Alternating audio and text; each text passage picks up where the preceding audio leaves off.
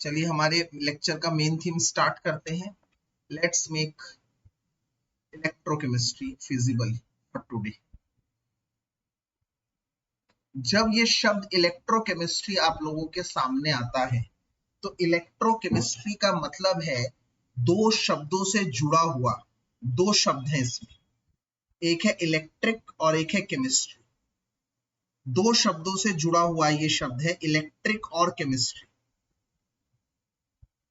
तो अगर मैं ये कहता हूं इलेक्ट्रिक और केमिकल, इन दोनों का आदान प्रदान होता है, इलेक्ट्रिक और केमिकल एनर्जी का आदान प्रदान होता है, इलेक्ट्रिक एनर्जी का और केमिकल एनर्जी का, तो ये कहलाता है इलेक्ट्रोकेमिस्ट्री। अभी electrochemistry is broadly categorised into 3 parts, ये 3 भागों में बटा हुआ है। एक पार्ट है इसका पार्ट 1, वो है इलेक्ट्रोलाइटिक सेल। इलेक्ट्रोलाइटिक सेल, इसमें से आने के चांसेस सबसे कम है क्योंकि इसका बहुत सारा हिस्सा डिडक्ट हो गया है। तब भी हम इसको थोड़ा सा ऊपर ऊपर से पढ़ेंगे, जितनी जरूरी जानकारी है इसमें से हम डील करेंगे। पार्ट 2 है इलेक्ट्रोकेमिकल सेल, जैसे Daniel cell, Leclanche cell, galvanic cell. और तीसरा पार्ट है कंडक्टिविटी और कैरेक्टरिस्टिक्स ऑफ सेल, मतलब सेल की बातें, सेल के इलेक्ट्रोलाइट की बातें, इलेक्ट्रोलाइट कंडक्टिविटी, ये सब चीजें हम पढ़ेंगे पार्ट 3। तो जहां तक हमारा मुद्दा है, हमारा इस बार का इंट्यूशन है, वो है इस पार्ट में से ही सवाल पूछा जाएगा। हम ज्यादा दांव खेल रहे हैं इस पार्ट पर और इस पार्ट, ठीक है, इस पार्ट से बहुत कम आए। तो आइए शुरू कर देते हैं बिना बर्बाद किए समय। इलेक्ट्रोलाइटिक सेल क्या है, पार्ट 1। सबसे पहले इलेक्ट्रोलाइटिक सेल क्या होता है, जिसमें इलेक्ट्रोलाइसिस होता है। इलेक्ट्रोलाइसिस क्या होता है, जिसमें एक अपने आप, देखो दो तरह की रिएक्शन होती है। एक रिएक्शन जो अपने आप होती है, जैसे मान लो ए बी है, ए बी अगर अपने आप ए प्लस और बी माइनस में टूट जाती है, इसे हम कहते हैं स्पॉन्टेनियस केमिकल रिएक्शन। इसे हम कहते हैं स्पॉन्टेनियस केमिकल रिएक्शन। ऐसे रिएक्शन का डेल्टा जी नेगेटिव होता है। पर एक रिएक्शन है ए बी, ए प्लस और बी माइनस में अपने आप नहीं टूट रही, हो ही नहीं रहा, रिएक्शन प्रोसीड नहीं हो, इसे हम कहते हैं नॉन स्पॉन्टेनियस रिएक्शन। ऐसे रिएक्शनों का डेल्टा जी होता है पॉजिटिव। मेरे एंड पे तो बेटा सवाल पैदा नहीं हो रहा, देखो एक बार बाकी बच्चों को ऐसा फील हो रहा है क्या मेरी आवाज ब्रेक हो रही है? हाँ, मैं इसलिए रिकॉर्ड भी कर रहा हूँ। रीजन इज बीइंग बिकॉज मेरा इंटरनेट यहाँ पे इंटेक्ट है आई थिंक, ठीक है ना। एक बार अपने एंड पे देख लो, नेटवर्क चेक कर लो। Otherwise I am also recording the class, I am also recording the lecture, you can have that access as well, ठीक है। तो अभी आप सुनते रहिए, बने रहिए। समय बिल्कुल हमारे पास लिमिटेड है आज, क्योंकि आज हमारे पास काम थोड़ा सा ज्यादा है, ठीक है। तो फटाफट से वापस आ जाते हैं अपने उस पर, काम पर। और ये बात कर रहे थे हम इलेक्ट्रोलाइटिक सेल। इलेक्ट्रोलाइटिक सेल वो होता है जिसमें इलेक्ट्रोलाइसिस होता है।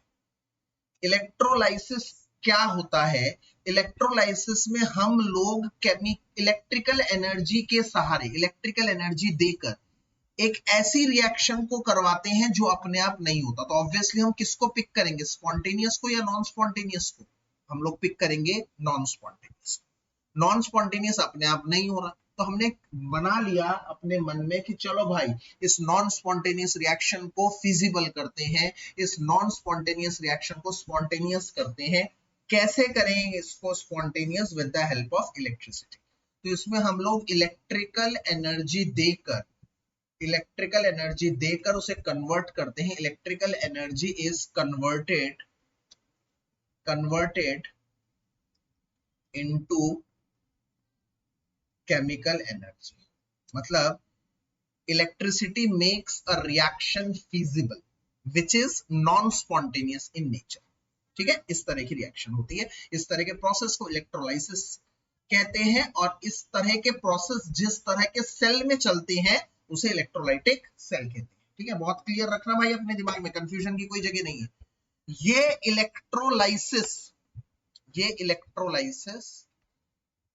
को पढ़ने के लिए, इलेक्ट्रोलाइसिस क्या होता है दोबारा एक बार बता दें। इलेक्ट्रोलाइसिस क्या होता है? इलेक्ट्रोलाइसिस मतलब नाम से पता लग रहा है, इलेक्ट्रो जमा लाइसिस, शब्द का संधि विच्छेद करेंगे आपको मिलेगा इलेक्ट्रिक जमा लाइसिस। लाइसिस मतलब तोड़ना होता है, इलेक्ट्रिसिटी की प्रेजेंस में किसी को तोड़ रहे हैं, किसी इलेक्ट्रोलाइट को तोड़ रहे हैं जो अपने आप नहीं टूट रहा होगा, with the help of electricity, उसे इलेक्ट्रोलाइसिस कहते हैं। अब आपको एक और बात बता दूं, इलेक्ट्रोलाइट हमेशा किसमें टूटता है? कैटायन और एनायन में। तो बेसिकली इलेक्ट्रोलाइसिस के प्रोडक्ट्स क्या होंगे?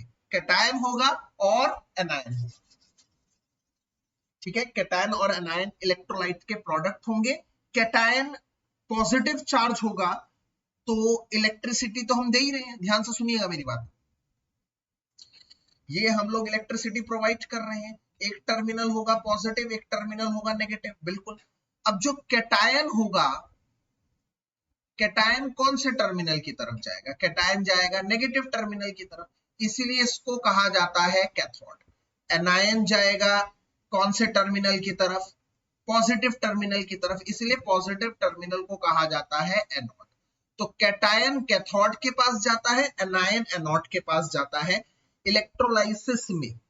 ठीक है, मतलब पहले क्या था, ये Ca एक इलेक्ट्रोलाइट हुआ करता था जिसमें C मतलब कैटायन, A मतलब एनायन हुआ करता था। ये अपने आप नहीं टूट रहा है, बट मैंने इलेक्ट्रिसिटी देकर इसको तोड़ दिया। तोड़कर मैंने प्रोडक्ट ऑफ इलेक्ट्रोलाइसिस क्या बनाया?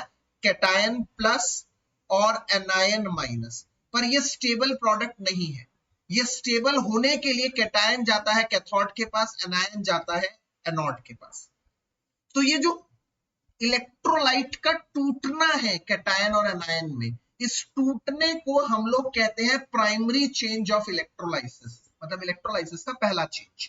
और सेकेंडरी चेंज में क्या होता है? ये एनायन जाता है एनोड के पास और इलेक्ट्रॉन का लॉस करके न्यूट्रल प्रोडक्ट बनता है, और इसे हम कहते हैं प्रोडक्ट ऑफ इलेक्ट्रोलाइसिस। इसी तरह से कैटायन जाता है कैथोड पर, और क्योंकि कैटायन इलेक्ट्रॉन डेफिशिएंट है, गरीब है, जो भी पॉजिटिव है वो गरीब है बच्चों, जो भी नेगेटिव है वो अमीर है। अमीर क्या करेगा? इलेक्ट्रॉन को हटाकर न्यूट्रल बनेगा, क्योंकि न्यूट्रल बनना इनका उद्देश्य है। और ये भी कैटायन अब इलेक्ट्रॉन गेन कर कर सी बनाएगा, ये कहलाएंगे प्रोडक्ट ऑफ इलेक्ट्रोलाइसिस, इसे कहते हैं सेकेंडरी चेंज। ठीक है, तो एक बार क्विक रिव्यू हो जाए, हम लोग क्या कर रहे हैं? इलेक्ट्रोलाइसिस कर रहे हैं। इलेक्ट्रोलाइसिस का कौन सा एस्पेक्ट पढ़ रहे हैं, कौन सा उसका पार्ट पढ़ रहे हैं? इलेक्ट्रोलाइसिस का वो पार्ट जिसमें प्रोडक्ट के बारे में जानकारी है। प्रोडक्ट कितना है इसकी जानकारी नहीं है, प्रोडक्ट कितना है इसकी जानकारी नहीं है। आई रिपीट, प्रोडक्ट क्या है इसकी जानकारी है। तो ये इलेक्ट्रोलाइसिस का कौन सा पार्ट है? ये इलेक्ट्रोलाइसिस का क्वालिटेटिव पार्ट है। यस, वेरी गुड, ये इलेक्ट्रोलाइसिस का क्वालिटेटिव पार्ट है जिसमें हम nature of product of electrolysis के बारे में जान रहे हैं। इसमें हमने क्या पढ़ा? एनोड पर क्या होगा, कैथोड पर क्या होगा, ये हमने पढ़ा। एनोड पर होता है हमेशा ऑक्सीडेशन, मतलब लॉस ऑफ इलेक्ट्रॉन। एनोड पर एनायन जाता है, इलेक्ट्रॉन लॉस करके बना देता है ए, और कैथोड पर होता है रिडक्शन, मतलब गेन ऑफ इलेक्ट्रॉन, और गेन ऑफ इलेक्ट्रॉन के बाद वो भी बना देता है न्यूट्रल प्रोडक्ट। तो इसे कहते हैं सेकेंडरी चेंज ऑफ इलेक्ट्रोलाइसिस। अभी इलेक्ट्रोलाइसिस किन फैक्टर पे डिपेंड करता है? इलेक्ट्रोलाइसिस कौन कौन से फैक्टर्स पे डिपेंड करता है? फैक्टर्स, दो फैक्टर्स पर बेसिकली। एक, नेचर ऑफ इलेक्ट्रोड। तो जब नेचर ऑफ इलेक्ट्रोड की बारी आती है तो इलेक्ट्रोड दो तरह के होते हैं, एक होते हैं एक्टिव इलेक्ट्रोड और एक होते हैं इनर्ट इलेक्ट्रोड। तो इनर्ट इलेक्ट्रोड कौन होता है? दुनिया में, जग में एक ही इनर्ट इलेक्ट्रोड है, प्लैटिनम। तो कहीं पर अगर आपको प्लैटिनम दिख जाए तो इनर्ट इलेक्ट्रोड है, मतलब वो किसी से रिएक्ट नहीं करता। और प्लैटिनम ही एक अच्छा इनर्ट इलेक्ट्रोड है, ये भी पूछा जाता है क्यों? क्योंकि एक तो ये रिएक्टिव बिल्कुल नहीं है, और दूसरा ये नॉन पोरस है। बच्चों, नॉन पोरस इलेक्ट्रोड कौन होता है? एक ऐसा इलेक्ट्रोड जो किसी प्रोडक्ट को उसके अंदर ना जाने दे, अंदर नहीं जाने देगा तो वो उसके सिर्फ सरफेस तक रहेगा, जिसकी वजह से उसको बाहर निकालने में आसानी होती है।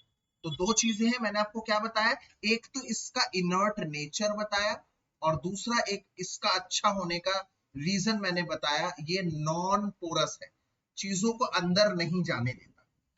अब अगर एक्टिव इलेक्ट्रोड की बात करें तो एक्टिव इलेक्ट्रोड वो होते हैं जो प्लेटिनम के अलावा होते हैं, एग्जाम्पल जो रिएक्टिव होते हैं जैसे कॉपर, सिल्वर एटसेट्रा, ये सब एक्टिव। और दूसरा फैक्टर क्या है, दूसरा फैक्टर है नेचर ऑफ इलेक्ट्रोलाइट, मतलब इलेक्ट्रोलाइट कैसा लिया है भाई, ये भी तो डिपेंड करता है। यस, इलेक्ट्रोलाइट दो तरह के होते हैं, एक होता है मोल्टन जिसमें सिर्फ वन कैटायन और वन एनायन होता है, एक कैटायन एक एनायन होता है, उसे हम कहते हैं मोल्टन। और दूसरा होता है एक्वस, एक्वस जिसमें पानी भी होता है, तो उसमें टू कैटायन होते हैं और टू एनायन। तो इस बेसिस पर नेचर, मतलब अगर आपसे क्वेश्चन में पूछा जाए what are the factors on to which electrolysis depend, बड़ा क्लियर है भाई, सामने लिखा हुआ है दो फैक्टर जिस पे इलेक्ट्रोलाइसिस डिपेंड करते हैं, वो है एक, कौन सा, जल्दी बता दो, एक है नेचर ऑफ इलेक्ट्रोड, इलेक्ट्रोड कैसा है, इलेक्ट्रोड कैसा है, इलेक्ट्रोड कैसा हो सकता है, ये तो बोलो, दो तरह का हो सकता है, या तो एक्टिव होगा, या तो एक्टिव होगा या तो इनर्ट होगा। सर एक्टिव मतलब क्या भाई, प्लैटिनम को छोड़ के सारे इलेक्ट्रॉन एक्टिव, और बता इनर्ट मतलब क्या, प्लैटिनम जो इनर्ट होता है, एक उसकी अच्छी बात है, और दूसरी अच्छी बात है कि वो नॉन पोरस है, पोरस नहीं है, चीजों को सिर्फ अपने सतह तक रखता है, जिसकी वजह से वो अच्छा इलेक्ट्रॉड है। और दूसरा फैक्टर है नेचर ऑफ इलेक्ट्रोलाइट, इलेक्ट्रोलाइट कैसा होता है, इलेक्ट्रोलाइट मोल्टन होता है, मोल्टन में एक कैटायन एक एनायन होता है, एक्वस में दो कैटायन दो एनायन होते हैं। तो चलिए फटाफट से दो तीन एग्जांपल करते हैं, इनको सबको मिला दूं ना तो इलेक्ट्रोलाइसिस तीन तरह के बनते हैं।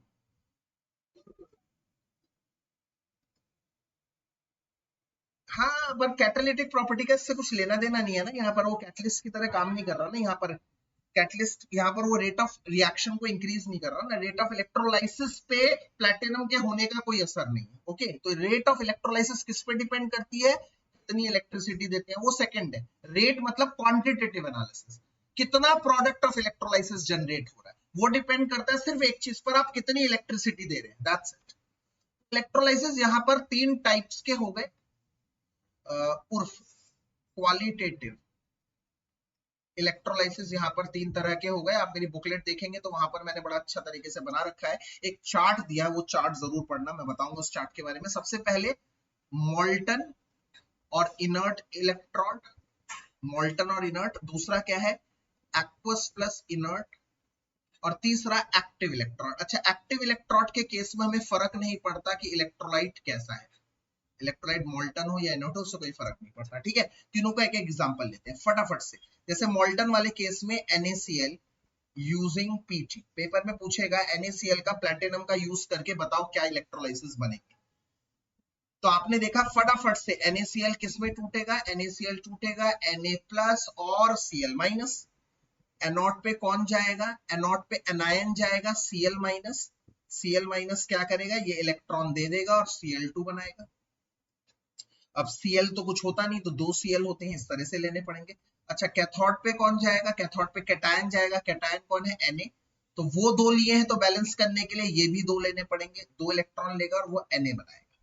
तो इस तरह से प्रोडक्ट ऑफ इलेक्ट्रोलाइसिस क्या हुआ, प्रोडक्ट ऑफ इलेक्ट्रोलाइसिस हुआ क्लोरीन एट एनोड, यही एग्जाम में पूछा जाएगा बच्चों, chlorine at anode, sodium at cathode. ये आपको तैयार करना, ये आपको तैयार करना,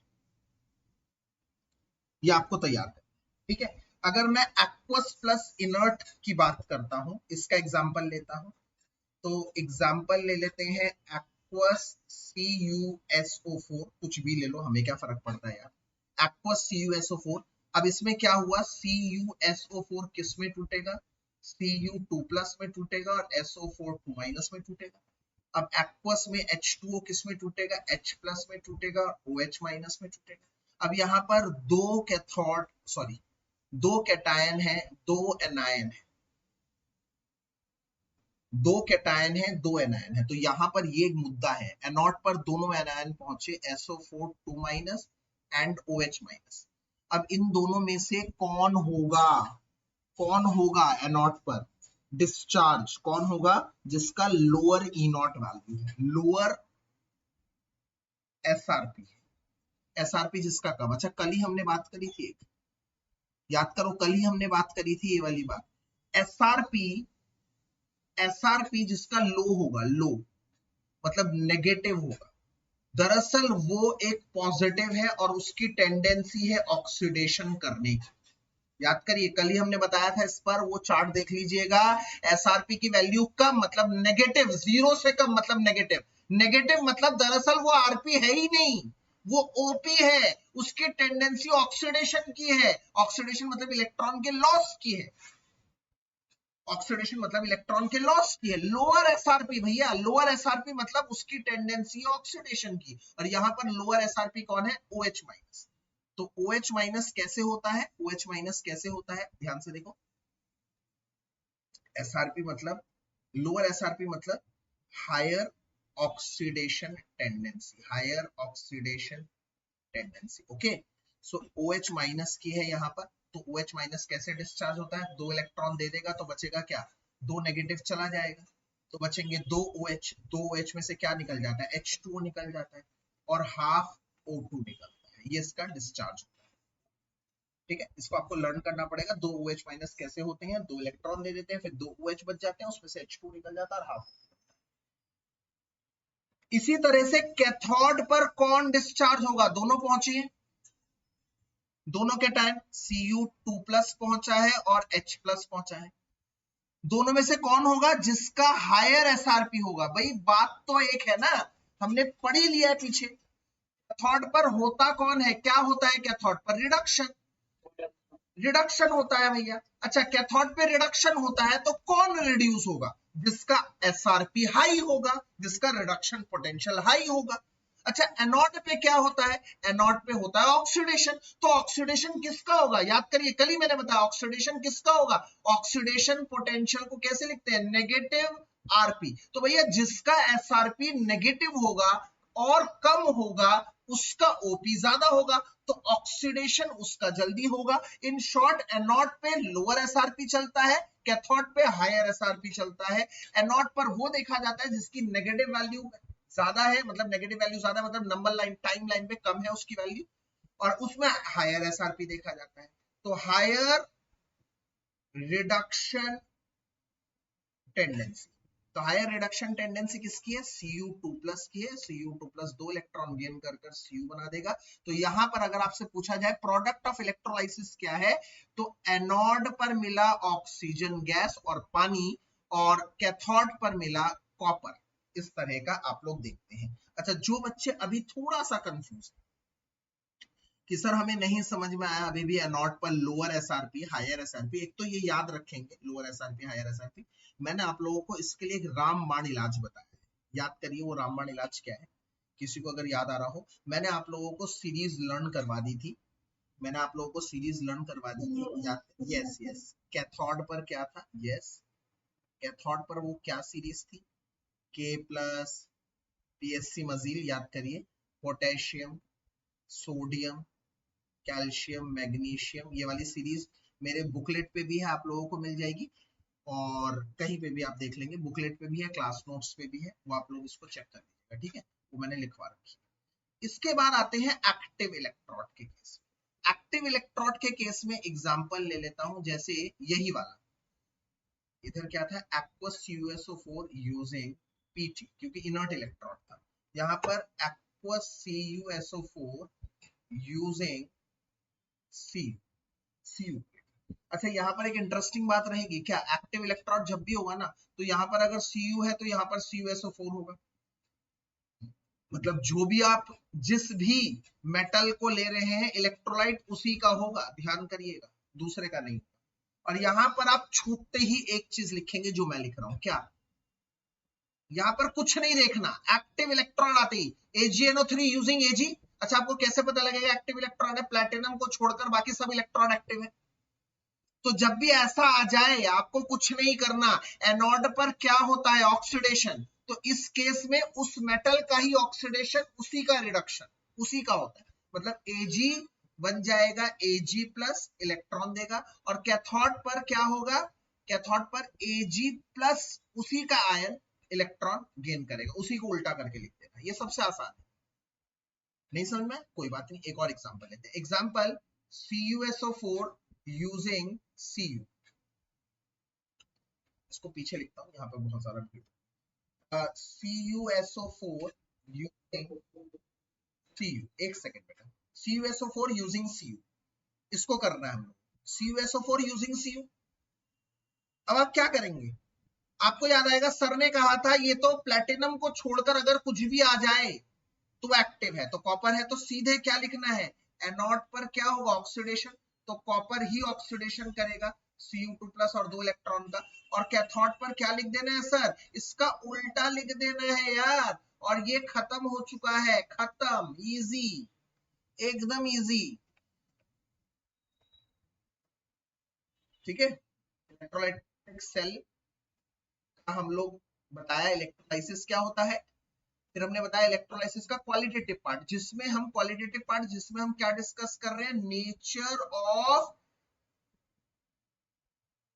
इलेक्ट्रोलाइसिस प्रोडक्ट, क्या प्रोडक्ट क्या बन रहा है भाई, और वो फैक्टर्स डिपेंड करते हैं, 2 फैक्टर्स पे डिपेंड करते हैं, इस तरह से मैंने बताया।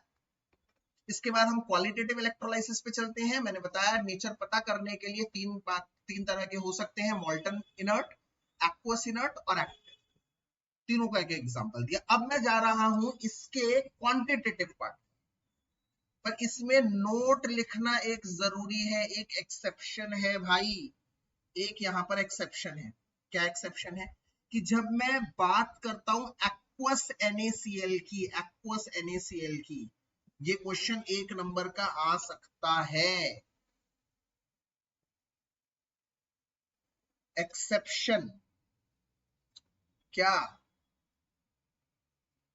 इलेक्ट्रोलाइसिस ऑफ, इसके ऊपर स्टार भी मार रहा हूं, इंपॉर्टेंट है, ये पेपर में आ सकता है, इलेक्ट्रोलाइसिस ऑफ एक्वस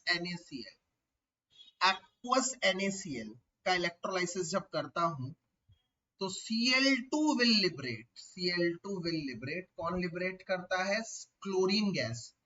OH करना चाहिए, OH- को करना चाहिए एक्वस में, बट वो नहीं करता, Cl- जाता है, करता है, Cl विल लिबरेट। क्यों, एक शब्द याद कर लीजिए, बस यहां पर एक शब्द याद कर लीजिए, इसको डिटेल में जानना भी बहुत पॉसिबल नहीं है, ड्यू टू ओवर पोटेंशियल, बस इतना याद कर लीजिए, ये पेपर में आने के चांसेस हैं। तो अगर आपसे पूछे कि भाई एक्वस NaCl के इलेक्ट्रोलाइसिस में OH- को जाना चाहिए था, क्यों Cl- गया, क्यों Cl- Cl2 गैस बना, इसका कारण बताओ। आपको एक आंसर बोलकर, एक वर्ड लिखकर कन्नी काट देनी है, sir over potential, due to over potential, बात खत्म। हमें इसके जड़ में जाना ही नहीं है, हमें टाइम बर्बाद नहीं करना, बस। ओवर पोटेंशियल मतलब बेटा इसका पोटेंशियल ज्यादा होता है, हालांकि इसका SRP देखो, नोड पर क्या होता है, पीछे मैंने क्या लिखवाया था, देखिए नोड पर होता है लोअर SRP, तो लोअर SRP होता है OH- का, बट इसके बावजूद इसका potential to work done, discharge करने का पोटेंशियल थोड़ा सा ज्यादा होता है। ये एक डिटेल टॉपिक है, उसके ऊपर बिल्कुल नहीं जाना, बस ऐसा लिख देना ओवर पोटेंशियल है, बात खत्म। इसके बाद चलते हैं इलेक्ट्रोलाइसिस के पार्ट 2 पर।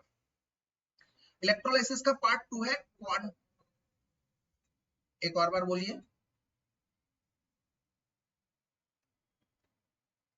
NaCl और मरकरी इलेक्ट्रोड है, इसके अलावा भी बेटा और 10 सुनेगा ना मेरी बात सुन, सबके मैंने आप लोगों ने एक बार मेरा वो गो थ्रू करिएगा, बुकलेट मैंने शेयर करी है, उस बुकलेट में मैंने आप लोगों को एक चार्ट दे दिया है, बात खत्म।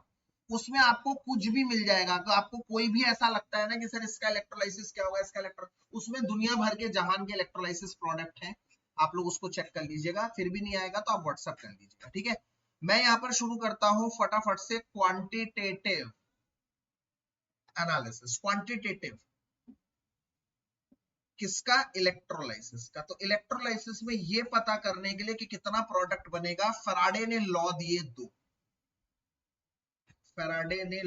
दो, फैराडे का फर्स्ट लॉ क्या कहता है, सिर्फ सिंपल सी बात में ये कहता है कि जितना आप लोग इलेक्ट्रिसिटी देंगे उतना ज्यादा प्रोडक्ट ऑफ इलेक्ट्रोलाइसिस होगा। मैं दोबारा बता रहा हूं बड़े सिंपल शब्दों में, जितना आप इलेक्ट्रिसिटी ज्यादा देंगे उतना ज्यादा हमारा इलेक्ट्रोलाइसिस का प्रोडक्ट होगा, उतना ज्यादा इलेक्ट्रोलाइसिस प्रोडक्ट बनेगा। मतलब product of electrolysis, product of electrolysis is directly proportional to amount of electricity। ठीक है, product of electrolysis directly proportional to amount of electrolysis. अब प्रोडक्ट ऑफ इलेक्ट्रोलाइसिस कौन होता है बच्चों? प्रोडक्ट ऑफ इलेक्ट्रोलाइसिस होता है एनोड पर कितना गैस लिबरेट हुआ या कैथोड पर कितना मास डिपॉजिट हुआ। अब मैं ज्यादातर पता है क्या कहता हूं, एनोड पर हमेशा गैस लिबरेट होती है। क्यों कहता हूं ज्यादातर गैस लिबरेट होती है एनोड पर? क्योंकि एनोड पर ज्यादातर नॉन मेटल जाता है, नॉन मेटल, क्योंकि एनोड पर एनायन जाता है, एनायन नॉन मेटल होते हैं और नॉन मेटल ज्यादातर गैस होते हैं। और हमेशा ये क्यों कहता हूं कि कैथोड पर मास डिपॉजिट होगा, मास डिपॉजिट, क्योंकि कैथोड पर कैटायन जाते हैं और कैटायन ज्यादातर होते हैं मेटल और मेटल होते हैं ज्यादातर सॉलिड। तो इसलिए बात कही जाती है कि एनोड पर गैस लिबरेट होती है, कैथोड पे मास डिपॉजिट होता है। ये दोनों ही प्रोडक्ट ऑफ इलेक्ट्रोलाइसिस है। तो product of electrolysis directly proportional है अमाउंट ऑफ इलेक्ट्रिसिटी के। जितनी ज्यादा इलेक्ट्रिसिटी दोगे उतना ज्यादा यहाँ पर प्रोडक्ट ऑफ इलेक्ट्रोलाइसिस होगा। ये एक बात है, ये एक बात है। और दूसरी बात क्या है, दूसरी बात क्या है, दूसरा लॉ क्या है? इसको अगर हम फार्मूले में लिखते हैं, कोई मुझे बताएगा? याद आ रहा है किसी को? क्या है फर्स्ट लॉ, क्या बताता है इसका फार्मूला? क्या है? W is equals to ZIT। Yes, W मतलब work done, product of electrolysis, work done. Work done का मतलब ही है प्रोडक्ट, का मतलब ही है मास डिपॉजिट या फिर गैस लिबरेट्स। इन सब का मतलब एक ही है, इन सब का मतलब है W। ठीक है, W is equal to ZIT। Z क्या होता है? केमिकल इक्विवेलेंस होता है, जिसको अगर मैं शॉर्ट करता हूं तो होता है MIT अपॉन में NF। यस, M मतलब मोलर मास, I मतलब करंट, T मतलब टाइम, N मतलब N फैक्टर, कितने इलेक्ट्रॉन का एक्सचेंज हो रहा है, और F मतलब फैराडेज कांस्टेंट। सेकेंड लॉ क्या कहता है? सेकेंड लॉ क्या कहता है? सेकेंड लॉ कहता है अगर दो सेल सीरीज में है या तीन सेल सीरीज में है, तो अगर मैं उनमें इलेक्ट्रिसिटी बढ़ाऊंगा तो सभी सेल में इलेक्ट्रिसिटी बढ़ाऊंगा तो ऑब्वियसली अमाउंट ऑफ इलेक्ट्रिसिटी बढ़ाऊंगा तो सभी में प्रोडक्ट ऑफ इलेक्ट्रोलाइसिस बढ़ेगा, प्रोडक्ट ऑफ इलेक्ट्रोलाइसिस बढ़ेगा सभी में। तो ये कहता है अगर दो या दो से सेल अधिक सीरीज में है, इफ टू और मोर cells are in series, अगर दो या दो से सेल अधिक सीरीज में हैं, then the ratio of their work done is equal to the ratio of their equivalent masses। ये याद, the ratio of their work done मतलब दो सेल या दो से अधिक सेल के द्वारा किया गया काम का रेशियो बराबर होगा उनके इक्विवेलेंट मास के रेशियो। बच्चों इक्विवेलेंट मास बिल्कुल मत घबराना, क्या होता है इक्विवेलेंट मास? इक्विवेलेंट मास का मतलब होता है नॉर्मल M मतलब molar mass divided by N। N का मतलब क्या है? N factor. N फैक्टर से बिल्कुल मत घबराना, N फैक्टर होता है जो उसके ऊपर चार्ज होता है। जैसे Cu2 प्लस का N फैक्टर क्या है? 2। Ag प्लस का N फैक्टर क्या है? Ag, ओ सॉरी 1। ZnSO4 का N फैक्टर क्या है? Zn पे 2 प्लस चार्ज है तो Zn का N फैक्टर है 2। तो जो भी उसका चार्ज होता है वही उसका N फैक्टर होता है। बात खत्म, मेक इट सिंपल। वैसे एन फैक्टर की और 10,000 डेफिनेशंस हैं, हम यहाँ पर एकदम बेसिक ले रहे हैं, उसी बात को कह रहे हैं जिस बात से आपका फायदा, जिस बात से काम बने। ठीक है, तो इस तरह से हमने देखा, ये हमारा इलेक्ट्रोलाइसिस था, पहला पार्ट था जो हमारा खत्म हुआ। अब हम चलते हैं किस पर? दूसरे पार्ट पर चलते हैं। क्या है दूसरा पार्ट? दूसरा पार्ट है हम लोगों का इलेक्ट्रोकेमिकल सेल। ये है दूसरा पार्ट इलेक्ट्रोकेमिकल सेल। तो आइए इलेक्ट्रोकेमिकल सेल की तरफ रुक करते हैं, पार्ट 2।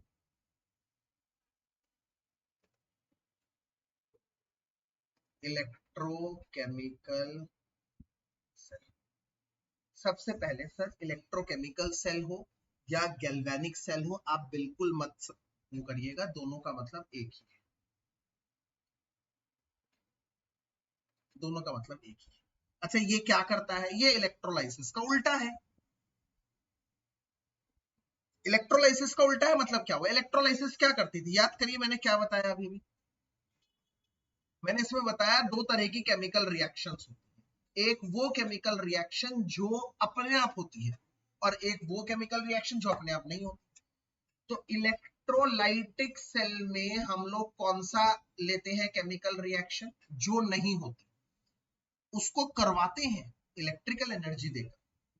और इलेक्ट्रोकेमिकल सेल में हम क्या लेते हैं? वो रिएक्शन लेते हैं जो अपने आप हो जाती है विदाउट एनीबॉडीज हेल्प, जिनका डेल्टा जी नेगेटिव होता है। तो अगर कोई रिएक्शन अपने आप हो रही है तो मुझे उसमें कुछ करना नहीं पड़ रहा, और अपने आप होने वाली केमिकल रिएक्शन से मुझे इलेक्ट्रिसिटी मिल रही है। याद करिए ये शब्द क्या है? इलेक्ट्रिकल और केमिकल, दोनों में से कोई एक होगा तो कोई दूसरा अपने आप बन जाएगा। दोनों में से एक दे दो, दूसरा अपने आप बन जाए। जैसे वो हम लोग करते थे ना मेरे ख्याल से फिजिक्स में, फ्लेमिंग्स लेफ्ट हैंड रूल। आप मैग्नेटिक दे दो फील्ड और मेरे ख्याल से करंट दे दो तो फोर्स बन जाता था, या फोर्स और मैग्नेटिक फील्ड दे दो तो करंट बन जाता था। कोई दो चीज दे दो तीसरी अपने आप बन जाती थी। यहाँ पर कोई एक चीज दो दूसरी अपने आप बन जाती है। भैया इलेक्ट्रोलाइटिक सेल में मैंने इलेक्ट्रिकल एनर्जी दे दी, मुझे केमिकल एनर्जी मिल गई, वेरी गुड। फिर मैंने सोचा यार केमिकल एनर्जी ले लेता हूं, मुझे इलेक्ट्रोकेमिकल सेल ने उसको इलेक्ट्रिकल एनर्जी में बदल के दे दी। जैसे हम लोगों के पास की बैटरीज, बैटरीज में क्या होता है? केमिकल रिएक्शन होती है, उसके बदले हमें क्या मिलती है? इलेक्ट्रिकल। तो इसका कोई एक दे दो दूसरी आपको मिल जाती है। हम लोग इलेक्ट्रोकेमिकल सेल में उन रिएक्शंस को लेते हैं जो अपने आप होती है, which converts chemical energy into electrical energy, और ये सेल स्पॉन्टेनियस होता है। ये सेल क्या होता है? स्पॉन्टेनियस होता है। क्या बदलता है? इलेक्ट्रिकल सॉरी केमिकल एनर्जी को इलेक्ट्रिकल एनर्जी में बदलता है। ठीक है, इसको कैसे रिप्रेजेंट करते हैं मैं आपको बताता हूं। इसमें आप लोग जैसे सपोज करो मैंने Zn गैल्वेनिक सेल की बात कर रहा हूं, तो गैल्वेनिक सेल किससे बना होता है? Zn और कॉपर से। हमेशा दो क्या देखते हैं?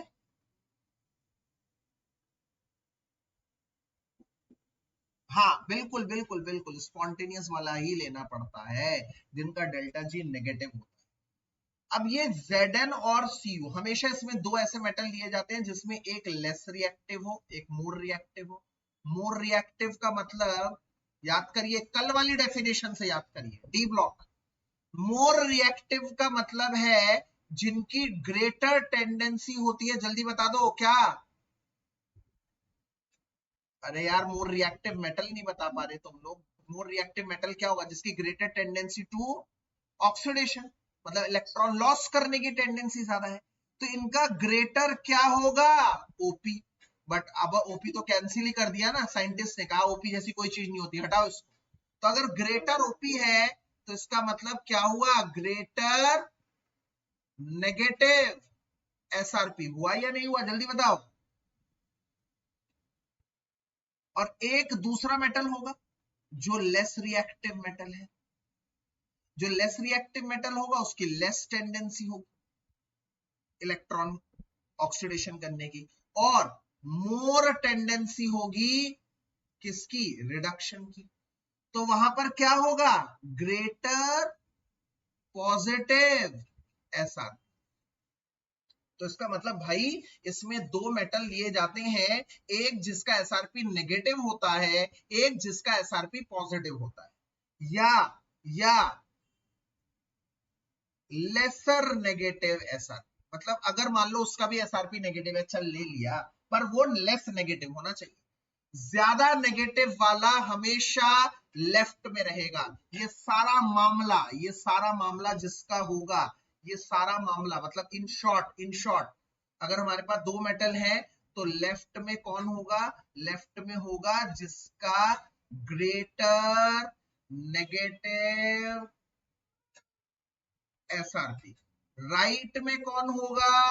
राइट में होगा जिसका लेसर नेगेटिव एसआरपी और पॉजिटिव एसआरपी। मैं ना इनको ज्यादा से ज्यादा एसआरपी से कनेक्ट करने की कोशिश कर रहा हूं, देख रहे हो आप आज? क्यों? क्योंकि जब डी ब्लॉक से इसमें से एसआरपी का क्वेश्चन आता है ना, बच्चा हमेशा एसआरपी में कंफ्यूज होता है। तो हम एसआरपी फ्रेंडली बनाने की कोशिश कर रहे हैं आज का एटमॉस्फेयर। हम इनको जबरदस्ती एसआरपी से कनेक्ट कर रहे हैं ताकि हर बच्चे को लर्न हो जाए भाई कि ग्रेटर नेगेटिव एसआरपी का मतलब है भाई उसका ओपी ज्यादा है, उसके ऑक्सीडेशन की टेंडेंसी ज्यादा है, उसके इलेक्ट्रॉन की लॉस करने की टेंडेंसी ज्यादा है। हर एक बच्चे को ये याद। और लेसर नेगेटिव एसआरपी मतलब उसके इलेक्ट्रॉन लॉस करने की टेंडेंसी कम, ऑक्सीडेशन करने की टेंडेंसी कम, मतलब लेस रिएक्टिव मेटल। या फिर पॉजिटिव एसआरपी, पॉजिटिव एसआरपी मतलब उसके इलेक्ट्रॉन लॉस करने की टेंडेंसी हाइड्रोजन से भी कम जब होती है। shows that one has lesser tendency to lose electron even than hydrogen. Hydrogen से भी कम जिसकी होती है ना, उसकी एसआरपी पॉजिटिव। तो लेफ्ट में हमेशा एक ऐसा मेटल रखा जाता है जो ग्रेटर नेगेटिव एसआरपी का होगा, राइट में हमेशा एक ऐसा मेटल रखा जाता है जिसका लेसर नेगेटिव एसआरपी होगा या फिर पॉजिटिव एसआरपी होगा। और इन दोनों को बीच में डबल लाइन से अलग किया जाता है। और इस डबल लाइन का मतलब क्या होता है बच्चों, बताओ? Salt bridge. Salt bridge, yes, salt bridge. ठीक है, चलो मैं आपको बताता हूं एक छोटी सी बात। Zn2 प्लस स्लैश Zn है -0.76 volt, E not Cu2 plus slash Cu है प्लस 0.34 वोल्ट। इसको देखकर आप लोग क्या अंदाजा लगा रहे हैं? क्या अंदाजा लगा रहे हैं भाई? देखो पहली बात, इधर तो हमेशा देखो 2 प्लस से 0, मैंने कल सिखाया था ना, 2 प्लस से 0 मतलब डिक्रीज रिडक्शन। यहाँ पे 2 प्लस से 0 रिडक्शन, दोनों रिडक्शन, दोनों आरपी, दोनों रिडक्शन है।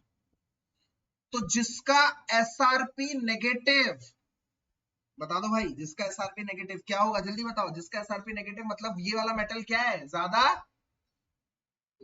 ज्यादा रिएक्टिव, ज्यादा रिएक्टिव। ये वाला एलिमेंट ज्यादा रिएक्टिव है हाइड्रोजन से इलेक्ट्रॉन लॉस करने के लिए। और जिसका एसआरपी पॉजिटिव है मतलब इस वाले एलिमेंट की इलेक्ट्रॉन लॉस करने की टेंडेंसी हाइड्रोजन से भी कम है। आ रही मेरी बात समझ में? तो इसीलिए जिसका नेगेटिव होगा, अगर एक का नेगेटिव है एक का पॉजिटिव है, तो बड़ा क्लियर कट है हमारे पास डिसीजन। लेफ्ट में किसको रखेंगे? जल्दी बता दो भाई। लेफ्ट में किसको रखेंगे? लेफ्ट में रखेंगे जिंक को। तो जिंक को लेफ्ट में रखा जाएगा। जिसका ऑक्सीडेशन होगा, याद रखिए यहाँ ऑक्सीडेशन ही होगा। तो सर यहाँ पर 2 प्लस से 0 क्यों है? क्योंकि भैया वो तो पोटेंशियल है ना, और पोटेंशियल ऑलरेडी सरकार ने, आईयूपीएसी ने घोषित कर दिया। ओपी में मत लिखो, एसआरपी को स्टैंडर्ड बना लो। इसीलिए तो आरपी के आगे एस लिखा होता है, एसओपी नहीं लिखा होता कभी भी, क्योंकि ऑक्सीडेशन पोटेंशियल को स्टैंडर्ड मानता ही नहीं है। कौन? आईयूपीएसी। वो कहता है एसओपी एसओपी कुछ नहीं होता, ओपी ओपी कुछ नहीं होता। तुम एसआरपी लिखा करो। जिसमें हम एसआरपी लिखते हैं, स्टैंडर्ड रिडक्शन पोटेंशियल। भाई साहब इज्जत देते हैं हमें आरपी को, ठीक है ना? तो ये आरपी ही है जिसको हम एसआरपी बोलते हैं, क्योंकि स्टैंडर्ड माना गया है। तो यहां पर हमेशा होगा 2 प्लस से, यहां पर हमेशा 2 प्लस से 0, मतलब यहां पर हमेशा रिडक्शन होगा, क्योंकि वो रिडक्शन पोटेंशियल है ना। बट जिंक का नेचर क्या है? जिसका भी नेगेटिव एसआरपी है, तुम तो जानते हो ना, यहाँ चिल्ला चिल्ला कर लिख दिया मैंने, जिसका नेगेटिव एसआरपी है उसकी टेंडेंसी इलेक्ट्रॉन लॉस करने की है। और उसे लेफ्ट में रखेंगे क्योंकि वो करेगा इलेक्ट्रॉन का लॉस, वो करेगा ऑक्सीडेशन। और राइट वाला इलेक्ट्रॉन का गेन करेगा क्योंकि वो करेगा रिडक्शन। इसका मतलब जिंक को हम लेफ्ट में रखेंगे, Zn से Zn2 प्लस बन रहा है, उसकी कुछ कॉन्सेंट्रेशन होगी, मान लिया C1 है, बीच में सॉल्ट ब्रिज है। और इधर क्या होगा? Cu प्लस, जिसकी कुछ कॉन्सेंट्रेशन होगी, वो बन रहा होगा Cu। इस तरह से एक सेल को रिप्रेजेंट करते हैं, इसे कहते हैं सेल रिप्रेजेंटेशन, इसे कहते हैं सेल रिप्रेजेंटेशन, सेल रिप्रेजेंटेशन। ठीक है, एक क्विक रिव्यू हो जाए, एक दूसरा क्वेश्चन हो जाए। चलो चलो चलो चलो देखते हैं। ई नॉट Mg2+/Mg दे रखा है -2.36 वोल्ट, और ई नॉट Zn2+/Zn दे रखा है -0.76 वोल्ट। अब आप लोगों को परेशान करने के लिए जानबूझ के यहाँ पर मैंने क्या खेल खेला, हमने दोनों ही नेगेटिव ले लिया, मतलब दोनों ही एलिमेंट्स की इलेक्ट्रॉन लॉस करने की टेंडेंसी हाइड्रोजन से ज्यादा है। आज ही के लेक्चर में 5वीं बार शायद एक ही चीज बोल रहा हूं, जिसका भी एसआरपी नेगेटिव होगा, और ये एसआरपी ही दिया रखा होगा, चेक कर लो, 2+ से 0, 2+ से 0 डिक्रीज, +2 से 0 डिक्रीज इन नंबर मतलब रिडक्शन। तो ये हमेशा एसआरपी दे रखा होगा, जिसका भी एसआरपी नेगेटिव है तो दरअसल वो उसने मुखौट पहन रखा है, एक एक मुखौटा पहन रखा है। नेगेटिव एसआरपी का मतलब ही असली में वो ओपी है भाई, पहली बात। और जिसका भी नेगेटिव है मतलब उसके इलेक्ट्रॉन देने की टेंडेंसी ज्यादा है हाइड्रोजन से, इन दोनों की इलेक्ट्रॉन देने की टेंडेंसी हाइड्रोजन से ज्यादा है भाई साहब। और दूसरी बात क्या है, दूसरी बात यह है कि मैग्नीशियम की ज्यादा है। तो अगर एक प्लस है एक माइनस है, तो तुमने बड़ा क्लियर कट हिसाब लगा दिया था कि भाई इसे लेफ्ट में रखना है, क्योंकि लेफ्ट में वो रखा जाता है जिसका होता है ऑक्सीडेशन, और इसके ऑक्सीडेशन की टेंडेंसी ज्यादा है, जो इसका नेगेटिव एसआरपी बयान कर रहा है। पर अगर दोनों नेगेटिव होंगे तो उस केस में आप लोग क्या करेंगे, अगर दोनों नेगेटिव होंगे तो आप लोग ये वाली टेंडेंसी इस्तेमाल करेंगे, तो जो मैंने लगा रखा है क्या, राइट में कौन लिया जाएगा, राइट में लिया जाएगा जिसका पॉजिटिव एसआरपी होता है, या फिर lesser negative SRP. Lesser negative SRP मतलब उसके मुकाबले इसकी वैल्यू नेगेटिव की कम है, मतलब इलेक्ट्रॉन देने की टेंडेंसी कम है उसके मुकाबले। यहां पर हम देख पा रहे हैं, अगर हमें दे दिया और कहा जा रहा है कंस्ट्रक्ट करो भाई एक सेल, हमने कहा कोई बड़ी बात नहीं है भाई, आम दोस्तों, हमने कहा इसमें क्या बड़ी बात है, इसका ज्यादा नेगेटिव है मतलब इसके इलेक्ट्रॉन देने की टेंडेंसी ज्यादा है, तो यही लेफ्ट में रखा जाएगा और यही ऑक्सीडेशन करेगा, और जिंक को राइट में रखेंगे और ये इस बार रिडक्शन करेगा। तो आप देख पा रहे हैं एक चमत्कारी चीज, क्या यही जिंक जब कॉपर के साथ था भाई साहब बड़े चौड़ में ये ऑक्सीडेशन कर रहे थे जनाब, लेफ्ट में रखे जा रहे थे, और यही जिंक जब मैग्नीशियम के सामने आ गए भाई साहब इनकी सिट्टी पिट्टी गुल हो गई और ये राइट में आ गए, रिडक्शन करने लगे, इलेक्ट्रॉन का गेन करने लगे। तो एक्चुअली मतलब हम लोग क्या समझाना चाहते हैं इस बात से आपको, कि ये इलेक्ट्रॉन लॉस करना या इलेक्ट्रॉन गेन करना एक इंडिविजुअल प्रॉपर्टी नहीं है, ये एक रिलेटिव प्रॉपर्टी है। रिलेटिव मतलब जो अपने साथ वाले पे डिपेंड करता है। ये पोटेंशियल, जो भी पोटेंशियल मेजर करे जाते हैं इनको इलेक्ट्रॉन पोटेंशियल कहते हैं। ये पोटेंशियल इंडिविजुअल प्रॉपर्टी नहीं है, स्टैंड अलोन प्रॉपर्टी नहीं है ये इलेक्ट्रॉन पोटेंशियल।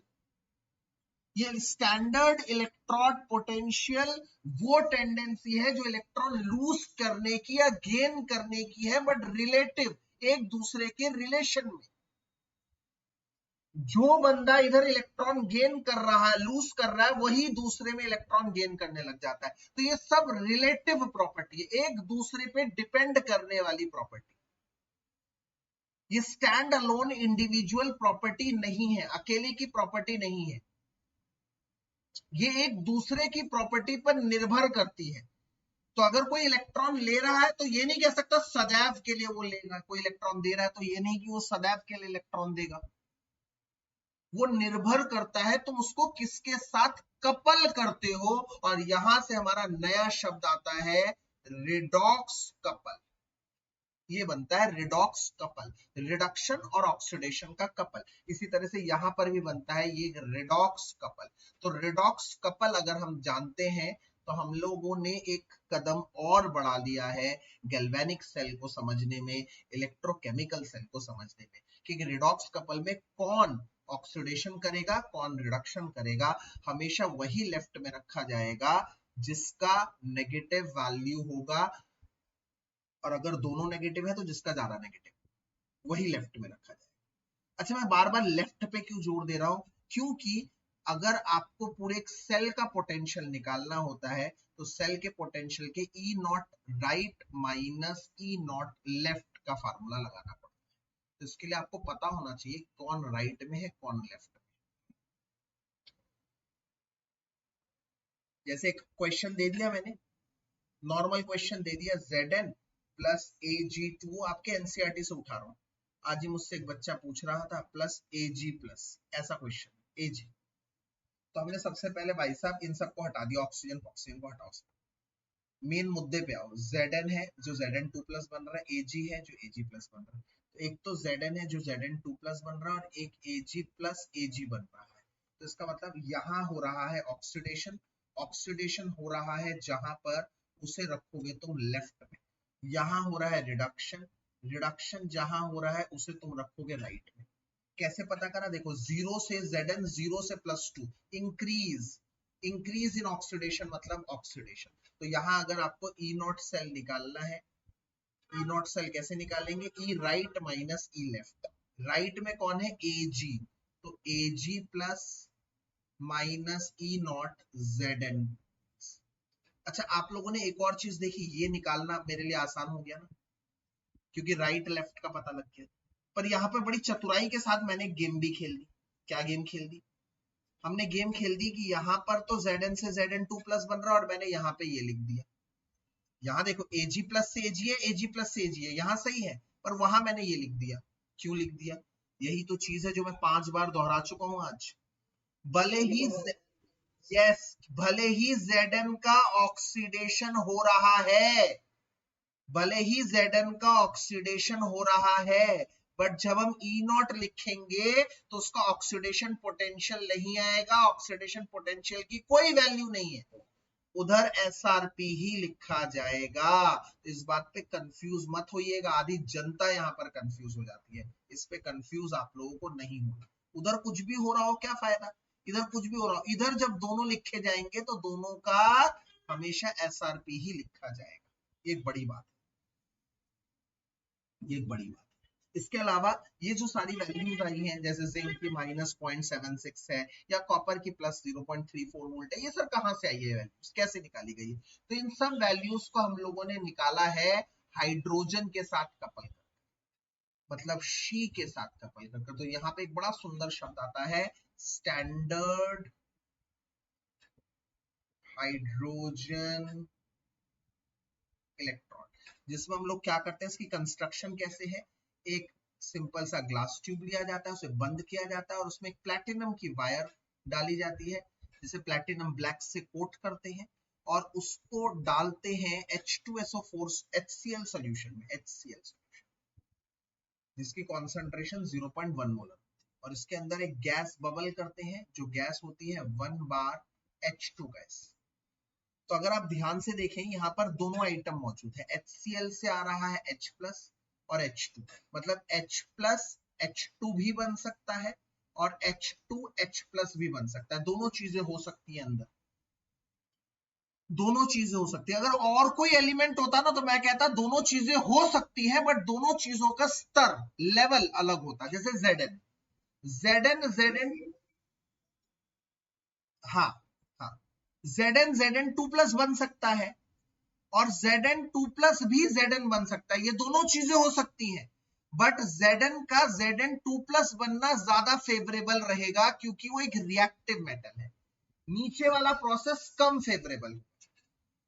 आप समझिए, मैं कॉपर के लिए भी कह सकता था, कॉपर कॉपर 2 प्लस बन सकता है, कॉपर 2 प्लस कॉपर बन सकता है, बट कॉपर का नीचे वाला ज्यादा फेवरेबल होगा क्योंकि कॉपर एक रिएक्टिव मेटल नहीं है तो ऊपर वाला प्रोसेस नहीं करेगा। बट हाइड्रोजन इकलौता ऐसा एलिमेंट है जो ये दोनों प्रोसेस इक्वल तरह से करता है, हम लोग ये अज्यूम करते हैं, ध्यान से समझिए, हम ये अज्यूम कर रहे हैं कि हाइड्रोजन ये दोनों प्रोसेस अपने आप से कर रहा है, ये होगा इसका फास्ट और ये होगा इसका स्लो, इसमें ये फास्ट होगा इलेक्ट्रॉन लॉस करना, इसमें इलेक्ट्रॉन गेन करना होगा, बट हाइड्रोजन में दोनों प्रोसेस बराबरी में होते हैं। हाइड्रोजन में H प्लस इलेक्ट्रॉन गेन कर H2 बनता है, 2H plus gain of electron, और H2 2H+ बनता है और 2 इलेक्ट्रॉन लॉस करता है, और ये दोनों बराबरी से होते हैं, equal tendency, both equal tendency. मतलब हाइड्रोजन एक ऐसी आइटम है जिसका जितना रिडक्शन पोटेंशियल है उतना ही ऑक्सीडेशन पोटेंशियल है। तो अगर मैं इस फार्मूले में लगाऊं ना, E naught right minus E naught left, तो जितना रिडक्शन है उतना ही ऑक्सीडेशन है, तो ये आपस में कट जाएंगे, जिसकी वजह से इसकी वैल्यू अज्यूम कर लेते हैं हम लोग 0, H+H2 बनने की 0.00 वोल्ट, और इसी के साथ कनेक्ट कर कर सबकी वैल्यूज निकाली जाती है। इसी के साथ इसको कनेक्ट करके पता लगता है कि Zn की रिएक्शन फास्ट होगी, क्योंकि Zn के इलेक्ट्रॉन लॉस की टेंडेंसी हाइड्रोजन से ज्यादा है। इसी से इसको कनेक्ट करके पता लगेगा कॉपर के इलेक्ट्रॉन लॉस करने की टेंडेंसी स्लो है हाइड्रोजन के मुकाबले। तो हाइड्रोजन को रेफरेंस मानकर हमने पूरे सारे एलिमेंट को एक लाइन में खड़ा कर दिया, सारे एलिमेंट को एक लाइन में खड़ा कर दिया, हाइड्रोजन को रेफरेंस मान के, हाइड्रोजन की वैल्यू को 0.00 वोल्ट मानकर एक लाइन खड़ा कर दिया, PSC मजील, potassium, sodium, calcium, magnesium, aluminium, zinc, iron, lead,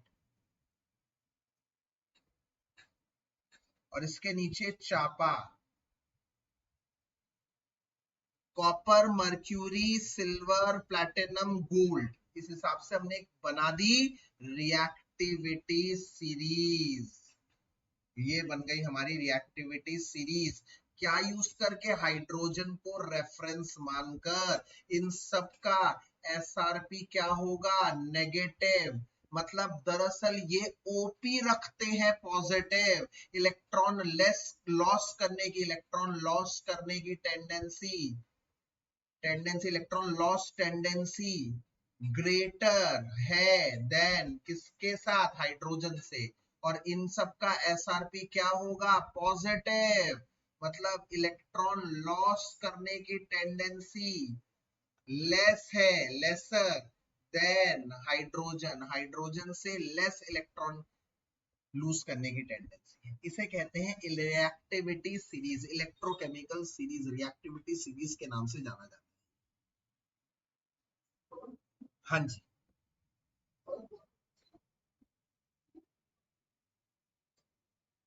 नहीं, ई नॉट सेल की आनी चाहिए पॉजिटिव बेटा। हाँ, ई नॉट सेल होता है सेल पोटेंशियल, ये होता है सेल पोटेंशियल। दो बातों पे कंफ्यूज मत हो।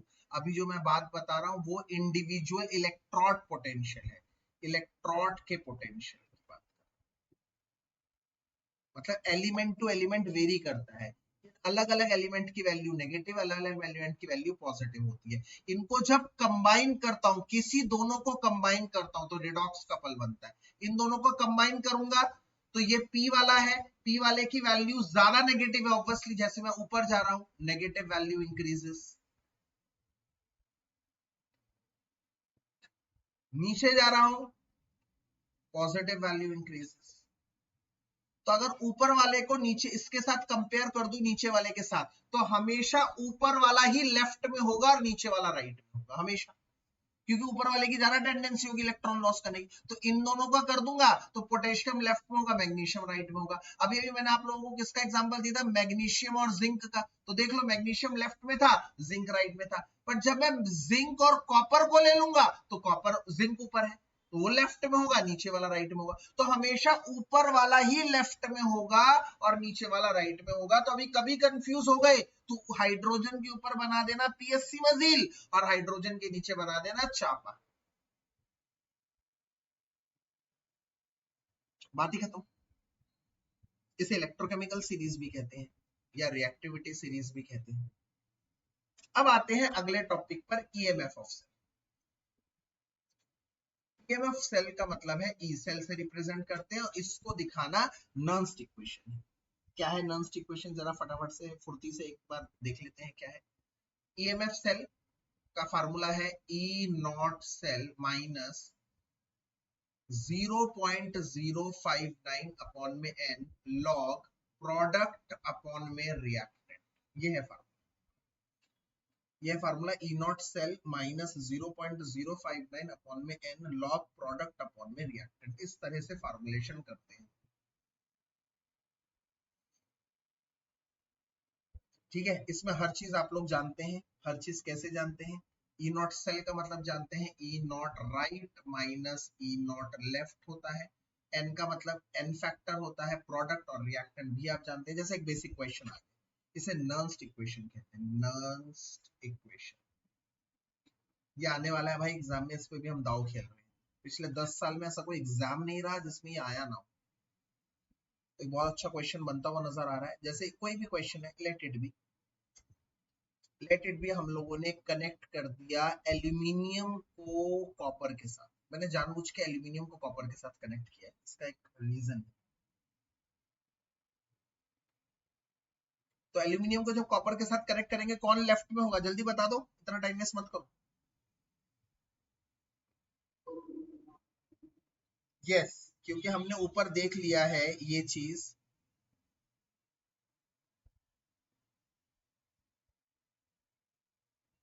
हमने ऊपर देख लिया है ये चीज, ठीक है ना, कि ऊपर वाला लेफ्ट में होगा क्योंकि उसकी नेगेटिव वैल्यू ज्यादा है ना।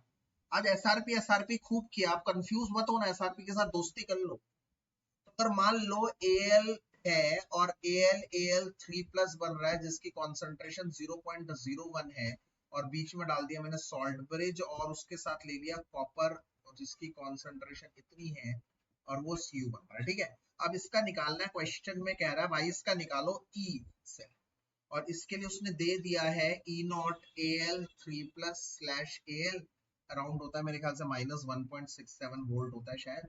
और ई नॉट अगर मैं कॉपर की बात करूं तो कॉपर का है 0.34 वोल्ट। ठीक है, मैं बार बार दोहरा रहा हूं, कितनी बार दोहरा चुका हूं। यहाँ पर आप देखेंगे Al3+ से Al, और यहाँ से Al0 से 3+ है, यहाँ ऑक्सीडेशन हो रहा है, वहां रिडक्शन हो रहा है, क्योंकि भाई ये रिडक्शन पोटेंशियल ही होगा, ये एसआरपी ही होगा। ठीक है, इसको देखकर कभी कंफ्यूज मत होना। अगर ये उल्टे दिए हो ना, हाँ ऐसा हो सकता है, ये उल्टे दिए हो, आपसे खेले ऐसे करें, दोनों उल्टे दे दें भाई साहब, तब आप क्या करेंगे, इसको उल्टा कर देंगे और वैल्यू, इसका वैल्यू दे देंगे +1.76, तो उल्टा कर देंगे और वैल्यू को नेगेटिव कर देंगे। मतलब ये चेक कर लेना है कि ये हमेशा आरपी ही होगा, इररिस्पेक्टिव ऑफ द फैक्ट कि ऊपर क्या हो रहा है, उससे कोई मतलब नहीं है। यहाँ पर हमेशा डिक्रीज होना चाहिए, अगर इंक्रीज हो रहा है, देख लो खेल रहा है आपसे, आप जो भी वैल्यू है उसको उल्टा कर दो, नेगेटिव कर दो, उसका निशान बदल दो, नेगेटिव है तो पॉजिटिव बना दो, पॉजिटिव है तो नेगेटिव बना दो, ये हमेशा डिक्रीज होना चाहिए। अब इसके बाद बड़ा सिंपल सा क्वेश्चन है, इसका वो निकालना है, तो हम कैसे करेंगे, सबसे पहले इसमें रिएक्शन लिखनी पड़ती है, सीबीएसई डिमांड करता है रिएक्शन। तो Al बनेगा Al3+, 3 इलेक्ट्रॉन दे रहा है, और Cu2+, 2 इलेक्ट्रॉन गेन कर कर बनेगा Cu। इसको बैलेंस कैसे करेंगे भाई साहब, इसको 3 इलेक्ट्रॉन दे रहा है वो 2, तो इसको करो 2 से मल्टीप्लाई, इसको करो सॉरी इसको करो 3 से मल्टीप्लाई, इसको करो 2 से, तो ये हो जाएगा 2Al gives 2Al3+ plus 6 electron, और ये हो जाएगा 3 Cu2+ प्लस 6 इलेक्ट्रॉन और 3 ठीक है। अब बनाओ भाई पूरी ओवरऑल सेल रिएक्शन बनाओ, 6 इलेक्ट्रॉन से 6 इलेक्ट्रॉन कटे, जिससे कट गए वो हो गया N, मतलब एक्सचेंज ऑफ इलेक्ट्रॉन। रिएक्शन क्या हो गई, 2Al plus 3Cu2 plus gives 2Al3+ plus 3C, ये बन गई रिएक्शन। ठीक है भाई, अब क्या फार्मूला होता है, ई सेल का ऊपर ही लिखा हुआ है, E naught cell, E naught cell का मतलब E right minus E naught left, minus 0.059 upon में एन हो गया 6 लॉग प्रोडक्ट। भाई साहब प्रोडक्ट को देखिए जरा, प्रोडक्ट, इस रिएक्शन का प्रोडक्ट ये है, इस रिएक्शन का प्रोडक्ट, इसमें सिर्फ जो आयन होता है वही लेना होता है। क्यों आयन क्यों लेना होता है सर, बाकी कहा गया, अरे बाकी तो सॉलिड है ना कॉपर, और उसका एक्टिव मास होता है 1, ये तुमने पढ़ा था 11th क्लास के इक्विलिब्रियम में, अगर याद नहीं है तो कोई बात नहीं, बस इतना समझ लो कि सॉलिड जो आयन नहीं है उसका एक्टिव मास 1 होता है, मतलब उसको इग्नोर कर लेना, उसको लिखना ही नहीं, जो आयन है वो लिखा, और इस आयन के आगे जो है मेरे भाई वो बन जाएगा power, that will become power, उसकी पावर। इसी के साथ हम लोग इधर करेंगे अपॉन में क्या करेंगे, रिएक्टेंट लेंगे। रिएक्टेंट में एल को हम कर देंगे नेग्लेक्ट। क्यों कर देंगे, क्योंकि वो आयन नहीं है, उसका एक्टिव मास वो प्योर है, प्योर स्टेट का एक्टिव मास 1 है, सॉलिड। इधर Cu2+ है तो Cu2+ लेंगे और उसकी पावर बना देंगे Q। ये चीज ध्यान रखेंगे। अब E not right minus E not left, right में कौन है, लेफ्ट में कौन है, हमें पता लग गया, राइट में है कॉपर, तो कॉपर का पहले लिखेंगे 0.34 माइनस लेफ्ट में कौन है, एल्यूमिनियम, एल्यूमिनियम का -1.67 है तो -0.059 अपॉन में 6 लॉग, इधर Al की कॉन्सेंट्रेशन कितनी है 0.01, 0.01 की स्क्वायर, नीचे कॉपर की कितनी है 0.1, 0.1 की क्यूब, और इसको सॉल्व करके हम लोग आंसर रिपोर्ट करेंगे वोल्ट में। ध्यान रखना, अगर वोल्ट नहीं लिखा तो हालत खराब, गड़बड़, नंबर आधा नंबर कटेगा। इस बात का आप लोग ध्यान करेंगे, इस तरह से इसको आपको निपटाना है, इसको आपको निपटाना है। इसके अलावा यहाँ पर एक डेल्टा जी का फैक्टर है। डेल्टा जी क्या होता है, NFE नॉट सेल, ये E नॉट सेल है। ई कई बच्चे क्या कर देते हैं ना, इधर वो वाला E नॉट लगा देते हैं, EMF वाला। अरे EMF नहीं, E नॉट सेल है, मतलब E not right minus E not left वाला है।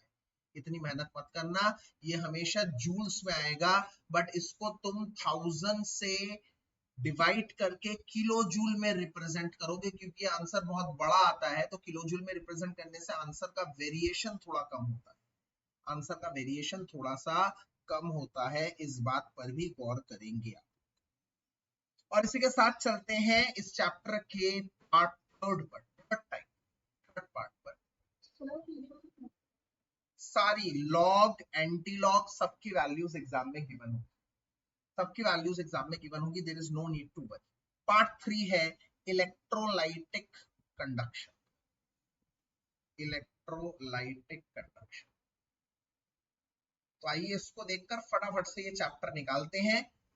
इलेक्ट्रोलाइटिक कंडक्शन का मतलब क्या है, पार्ट 3, पार्ट 3 इलेक्ट्रोलाइटिक कंडक्शन। बच्चों समझो मेरी बात, वो कंडक्शन जो इलेक्ट्रोलाइट्स करते हैं, इलेक्ट्रोलाइट मतलब अभी अभी आज की क्लास का पहला मैंने सबसे पहले बताया था, इलेक्ट्रोलाइट्स कौन होते हैं, जो कैटायन और एनायन होते हैं, नहीं, जो कैटायन और एनायन होते हैं उसे इलेक्ट्रोलाइट्स कहते हैं। ये इलेक्ट्रोलाइट्स है, ये इलेक्ट्रोलाइट्स।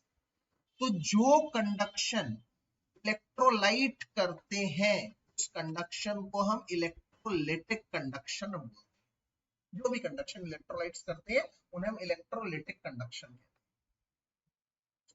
कैटायन और एनायन करते हैं उसे इलेक्ट्रोलाइटिक कंडक्शन कहते हैं। तो आप कहेंगे सर क्या और कोई भी तरह का कंडक्शन है दुनिया में, हाँ भाई, मेटालिक कंडक्शन है।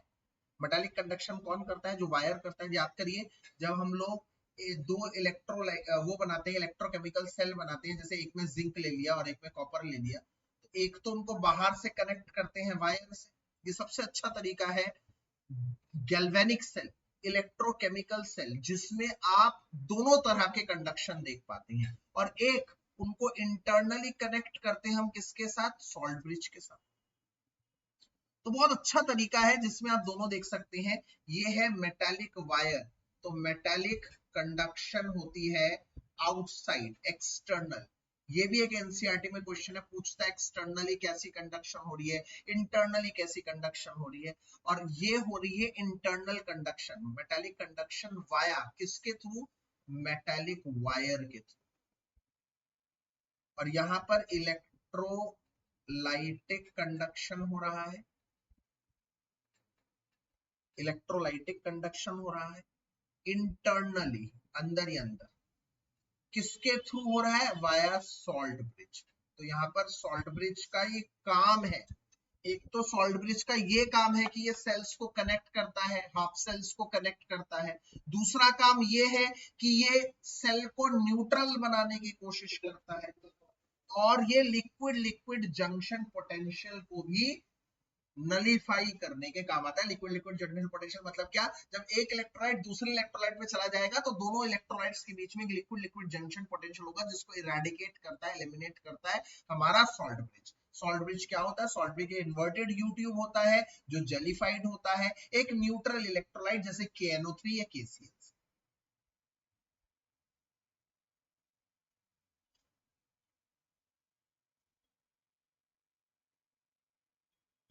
अब इन दोनों में डिफरेंस क्या है?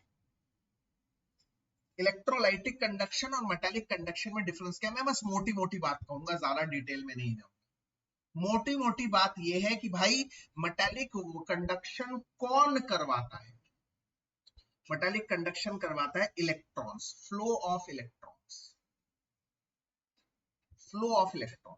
अच्छा, इलेक्ट्रोलाइटिक कंडक्शन कौन करवाता है? Flow of ions, flow of ions.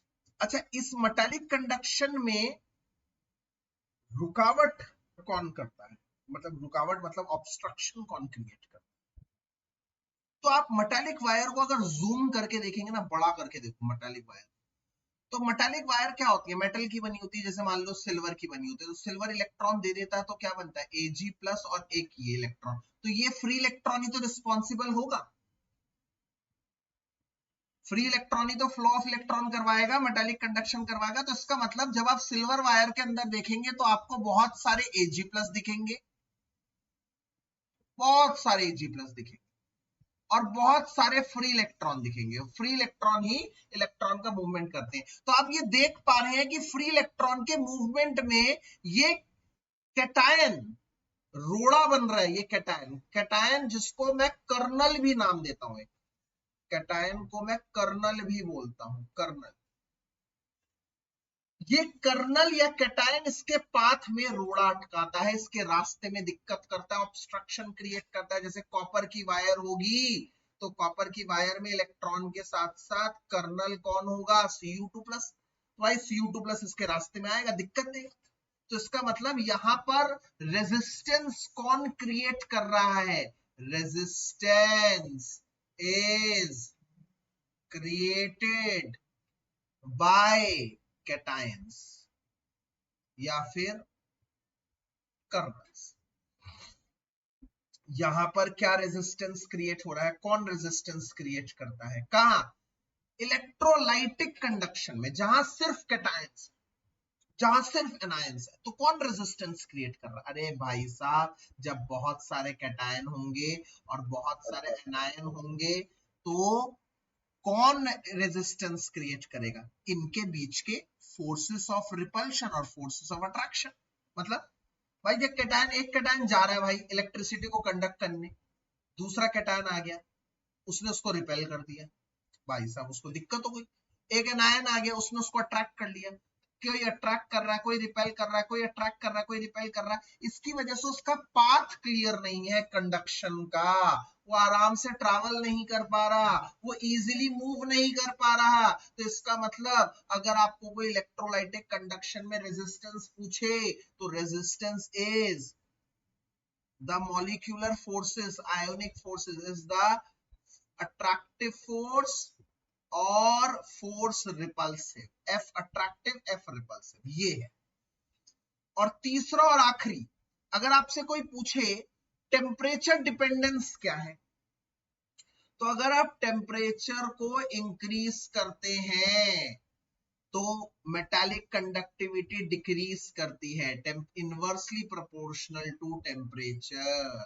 क्यों भाई? ये बड़ा इंपॉर्टेंट पॉइंट है, क्योंकि आप टेम्परेचर इंक्रीज करते हैं तो सबके मूवमेंट बढ़ जाते हैं, मतलब इलेक्ट्रॉन के मूवमेंट भी बढ़ेंगे और कर्नल के मूवमेंट भी बढ़ेंगे। अब भाई कर्नल के मूवमेंट बढ़ेंगे तो इलेक्ट्रॉन के रास्ते में बाधा ज्यादा आएगी, तो यहां पर टेम्परेचर के इनवर्सली प्रोपोर्शनल है, यहां पर टेम्परेचर के डायरेक्टली प्रोपोर्शनल है। क्यों है टेम्परेचर के डायरेक्टली प्रोपोर्शनल? क्योंकि टेम्परेचर बढ़ाने पर, बच्चों टेम्परेचर बढ़ाने पर, ऊपर ही मैंने बताया है सबके काइनेटिक एनर्जी बढ़ेगी, तो यहां पर भी सबकी काइनेटिक एनर्जी बढ़ेगी। तो जैसे ऊपर कैटायन की मूवमेंट बढ़ रही थी तो इलेक्ट्रॉन की मूवमेंट सप्रेस हो रही थी, यहां पर अगर कैटायन की मूवमेंट बढ़ेगी तो ये कंडक्टिविटी बढ़ेगी, क्योंकि कंडक्टिविटी कैटायन के मूवमेंट से ही है, कंडक्टिविटी एनायन के मूवमेंट से ही है। वहां पर कंडक्टिविटी सिर्फ इलेक्ट्रॉन के मूवमेंट से थी, तो यहां पर डायरेक्टली प्रोपोर्शनल टू टेम्परेचर। मतलब इन शॉर्ट, यहां पर अगर हम टेम्परेचर बढ़ाते हैं, यहां पर अगर हम टेम्परेचर बढ़ाते हैं तो दोनों का मूवमेंट बढ़ता है, पर क्योंकि कर्नल का मूवमेंट बढ़ेगा, कर्नल का मूवमेंट बढ़ने से ऑटोमेटिकली इलेक्ट्रॉन छोटे होते हैं, उनका मूवमेंट सप्रेस हो। यहां पर अगर आप टेम्परेचर बढ़ाते हो सभी का मूवमेंट बढ़ेगा, और सभी के मूवमेंट बढ़ने से कंडक्टिविटी भी बढ़ेगी। और आखिरी चीज याद करिए, आखिरी चीज यहां पर नो मास ट्रांसफेरेंस, नो मास ट्रांसफेरेंस, कोई मास का ट्रांसफेरेंस नहीं होता। यहाँ पर मास का ट्रांसफेरेंस होता है, मास का ट्रांसफेरेंस होता है। ऐसे बहुत सारे छोटे छोटे सवाल बन सकते हैं इन इलेक्ट्रोलाइटिक कंडक्शन और इस मेटालिक कंडक्शन बताया है।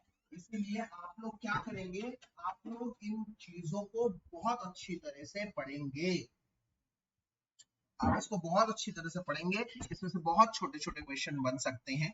मैं स्लाइड शेयर कर दूंगा, मैंने रिकॉर्डिंग भी कर रहा हूँ क्लास को, वो आप लोगों को चैनल पे मिल जाएगा, ठीक है ना, वो आप देख लीजिएगा। अगर आपको बाद में देखने की जरूरत पड़ी, कोई चीज अगर आपकी मिस हो गई, आपको दोबारा सुनना है, I will share it in the channel as well. तो अब आप आते हैं पार्ट 3 के इलेक्ट्रोलाइटिक कंडक्शन में आ गए। हमारा नॉलेज अकेडमी के नाम से चैनल है, आप लोग YouTube चैनल में देख सकते हैं, ठीक है, मैंने वन शॉट डाल दिए इन सबके, ठीक है। तो वापस आ जाते हैं, इलेक्ट्रोलाइटिक कंडक्शन है, हमने कर लिया। इलेक्ट्रोलाइटिक कंडक्शन के बाद जिसमें बेसिक चीजें हैं, वो हम बेसिक चीजें वापस देख लेते हैं। क्या क्या अलग अलग चीजें हैं फटाफट से देखेंगे। इसमें कुछ डेफिनेशंस हैं। अब टर्म्स, टर्म्स में पहला टर्म सबको पता है, फटाफट से देखेंगे, रेजिस्टेंस। रेजिस्टेंस क्या होता है, करंट के रास्ते में रुकावट, ये रेजिस्टेंस। मेटालिक कंडक्शन में कुछ और कहता है, इलेक्ट्रोलाइटिक कंडक्शन में कुछ और कहता है। तो अलग अलग जगह अलग अलग मायने हैं रेजिस्टेंस के, बट एक कॉमन मायने इसका ये है कि रास्ते में रुकावट, करंट के रास्ते में रुकावट, इसको रेजिस्टेंस आर को दिखाते हैं, इसकी यूनिट ओम। दूसरा ठीक इसका उल्टा कंडक्टेंस, इसको फिजिक्स में पता नहीं किससे दिखाते हैं, बट केमिस्ट्री में जी से दिखाते हैं। इसका उल्टा resistance, conductance is 1 upon resistance, और इसकी यूनिट भी होती है ओम इनवर्स, या OHM को उल्टा कर दो MHO मोह, या फिर आप लोगों को एनसीईआरटी वाली किताबों में ज्यादातर दिखेगा साइमंस, बिल्कुल सही है, एस, ये सबसे बेस्ट है। इसके बाद तीसरे पे आते हैं, रेजिस्टेंस पढ़ लिया, खास तरह का रेजिस्टेंस मतलब स्पेसिफिक रेजिस्टेंस। अब तुम कहोगे ये क्या है सर, स्पेसिफिक रेजिस्टेंस मतलब खास तरह का रेजिस्टेंस। खास तरह का रेजिस्टेंस क्या क्या खास बात है इसके बारे में, आइए देखते हैं। इसको एक दूसरे नाम से भी पुकारा जाता है, रेजिस्टिविटी, रेजिस्टिविटी जिसको रो से दिखाया जाता है, और ये एक प्रॉपर्टी होती है किसकी, किसी भी कंडक्टर की। तो रो का फार्मूला होता है आर ए अपॉन में एल, आर ए अपॉन में L, resistance into area of cross section upon में लेंथ ऑफ कंडक्टर, ये इसका यूनिट फार्मूला होता है। अब आप अच्छी तरह से जानते हैं rho is equal to R A upon में एल है। अब इसको लपेटिए, कैसे, rho is equal to R A by L को कैसे लपेटेंगे, ध्यान से सुनना मेरी बात को। अगर आप इसकी यूनिट जानना चाहते हैं तो इसकी यूनिट होगी, रेजिस्टेंस की होती है ओम, एरिया की अगर मैं लेता हूं एसआई यूनिट तो होती है मीटर, तो इससे कट जाएगा तो आ जाएगा ओम मीटर। बट क्योंकि हम यहाँ पर बात करेंगे सेल्स की, और ये सेल छोटे होते हैं, काफी छोटे होते हैं साइज में, तो ज्यादातर आप किताबों वगैरह में देखेंगे एसआई यूनिट तो इसकी ओम मीटर है या फिर साइमन मीटर है, पर हम लोग क्या देखेंगे, साइमन सेंटीमीटर में देखेंगे, क्योंकि ज्यादातर जो इलेक्ट्रोलाइटिक सेल्स होती हैं या फिर ये कंडक्शंस होते हैं, ये छोटे छोटे सेल्स में किए जाते हैं, मीटर वाले में इतने बड़े सेल्स नहीं होते, इसलिए ज्यादातर ये सेंटीमीटर में लिखे जाते हैं। तो यूनिट की बात करें तो आप साइमन सेंटीमीटर लिख सकते हैं, याद करिएगा अगर ऐसा यूनिट पूछे तो ओम मीटर लिखना जरूरी है। अब इसी को अगर थोड़ा सा हम नेल करते हैं, ध्यान से पढ़ते हैं, समझते हैं तो क्या, अगर मैंने मान लिया ए मतलब क्या है यहाँ पर, एरिया, एरिया किसका, area of cross sectional of electron, area of cross section of electron, और एल मतलब क्या है, एल मतलब है डिस्टेंस बिटवीन इलेक्ट्रोड्स के बीच का डिस्टेंस। तो अगर मैंने मान लिया कि इलेक्ट्रोड है मेरा 1 मीटर स्क्वायर, 1 मीटर स्क्वायर, मतलब मैंने मान लिया कि 2 इलेक्ट्रोड्स है मेरे पास, दोनों का एरिया 1 मीटर स्क्वायर है या 1 सेंटीमीटर स्क्वायर है। वो कब होगा? जब ये भी 1 सेंटीमीटर होगा, ये भी 1 सेंटीमीटर। तो यूनिट एरिया कितना है? यूनिट है। और इन दोनों के बीच की जो दूरी है बच्चों, वो दूरी भी 1 सेंटीमीटर ही है। मतलब ये भी 1 सेंटीमीटर आ गया, ये भी 1 सेंटीमीटर, उनके बीच की दूरी भी 1 सेंटीमीटर, 2 इलेक्ट्रोड्स के बीच की दूरी भी 1 सेंटीमीटर है, और उनका एरिया ऑफ क्रॉस सेक्शन भी 1 सेंटीमीटर 1 सेंटीमीटर। समझने की कोशिश करिए। तो अगर मैं इनको जोड़ दूं, इन दोनों इलेक्ट्रोड्स को जोड़ दूं, तो क्या आप एक बात नोटिस कर पा रहे हैं? ये क्यूब बन जाएगा भाई। बिल्कुल सही बात है, ये तो क्यूब ही बन गया। क्यों? क्योंकि इसके इलेक्ट्रोड्स का एरिया भी 1 सेंटीमीटर ब्रेथ और लेंथ है, इनके बीच की दूरी भी 1 सेंटीमीटर। इस तरह के सेल के अंदर जो पड़ा हुआ इलेक्ट्रोलाइट है, इसके अंदर जो पड़ा हुआ इलेक्ट्रोलाइट है, उसमें एरिया ऑफ क्रॉस सेक्शन हो गया 1 सेंटीमीटर स्क्वायर, डिस्टेंस हो गया 1 सेंटीमीटर। समझ रहे हो मेरी बात? तो रो हो जाएगा r इंटू ऊपर भी 1 और नीचे भी 1, इसका मतलब रो हो जाएगा r। इसका मतलब ऐसा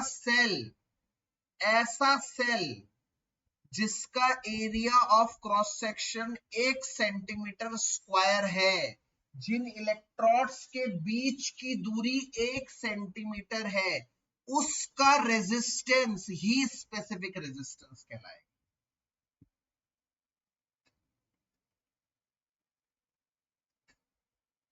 So when rho is equals to r, होगा rho is equals to r when the area of cross section is 1 centimeter square and distance between the electrode is 1 centimeter, then it will be a unit, a cubical unit cell, a cubical unit cell. Then the resistance of such cubical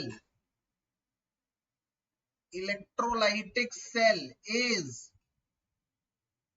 its specific resistance, वही उसका specific resistance होगा। ठीक है, इस बात को ध्यान कर लीजिएगा। अब इसका उल्टा, स्पेसिफिक रेजिस्टेंस का उल्टा होगा स्पेसिफिक कंडक्टेंस।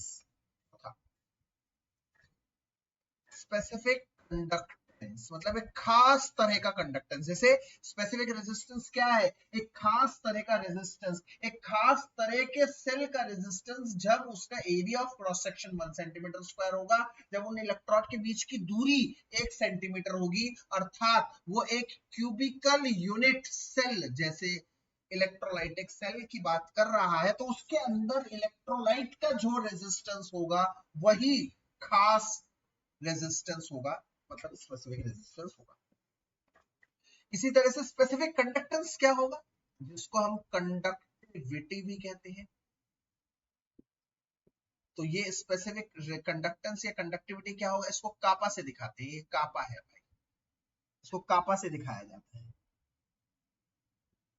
इसे कापा से दिखाई जाती है। कापा, के फॉर कापा। तो कापा क्या होगा? 1 अपॉन रो, मतलब L by R A, L by R A, L by R A, इसको उल्टा कर देना। तो L बाय आर ए को हम ऐसे भी लिख सकते हैं 1 upon R into L by A. तो यहां पर कापा आ गया 1 अपॉन आर, मतलब रेजिस्टेंस का उल्टा कंडक्टेंस। बात खत्म। अच्छा, एल बाय ए, ये एल और ए ऐसी चीजें होती है, मतलब एरिया और ये लेंथ कभी चेंज नहीं होती है, कभी चेंज नहीं होती। एक सेल के अंदर कांस्टेंट वैल्यू रखी है, इसीलिए इन दोनों को हमने एक अलग नाम दे दिया। इसको हम लोगों ने कह दिया भाई तुम हो सेल कांस्टेंट, जो एक सेल में सदैव रहते हो, कांस्टेंट जो सेल में कभी चेंज नहीं। और इसको मैंने जी स्टार से बोल दिया, और इसकी यूनिट क्या होगी, मीटर इनवर्स। क्यों भाई मीटर इनवर्स, क्योंकि ऊपर वाले की यूनिट है मीटर, नीचे वाले की मीटर स्क्वायर, तो हो गया मीटर इनवर्स। अगर सेंटीमीटर में लेना चाहते हो भैया, मैं कहता हूं सेंटीमीटर इनवर्स। तो G इंटू जी स्टार, तो ये बन गया हमारा फार्मूला, ये बन गया हमारा फार्मूला। यहां पर भी अगर ठंडे दिमाग से आप लोग काम ले, क्या kappa is equals to G into में 1 हो जाएगा। कब हो जाएगा 1, कब हो जाएगा 1, जब लेंथ होगी 1, जब एरिया होगा 1। इसका मतलब if area is equals to 1, length is equals to 1 metre square centimetre, तो इसका मतलब एक ऐसा क्यूबिकल यूनिट सेल जिसके अंदर इलेक्ट्रोलाइट भरा हुआ है, तो जो भी इलेक्ट्रोलाइट का कंडक्टेंस होगा वही उसका खास कंडक्टेंस बन जाएगा, स्पेसिफिक कंडक्टेंस बन जाएगा, उर्फ कंडक्टिविटी बन जाएगी। इसको हम ऐसे शो करते हैं। मेरे ख्याल से मेरी बात समझ में आ रही होगी आप लोगों को। इस तरह से इसको हम डील करते हैं। इसकी यूनिट अगर आपसे कोई पूछे क्या होगा भैया, उसकी उल्टी हो जाएगी। उसकी क्या थी, रो की यूनिट क्या थी, ओम सेंटीमीटर, तो भाई कापा की होगी ओम इनवर्स सेंटीमीटर, या फिर ओम इनवर्स को हम लोग क्या कहते हैं, साइमन भी कहते हैं। तो ध्यान रखना साइमन सेंटीमीटर। यूनिट बहुत इंपॉर्टेंट है, आजकल यूनिट बहुत आ रही है, यूनिट से बहुत परेशान हूं मैं। यूनिट पेपर में आती है और बच्चा गलत कर देता है, इसको यूनिट को बहुत ध्यान से देख लेना, गड़बड़ नहीं होनी चाहिए यूनिट। आ जाइए पांचवी डेफिनेशन पे चलते हैं। पांचवी डेफिनेशन है हमारी मोलर कंडक्टिविटी। मोलर कंडक्टिविटी को हम लोग ऐसे शो करते हैं, लैम्डा लगाकर m, मोलर कंडक्टिविटी।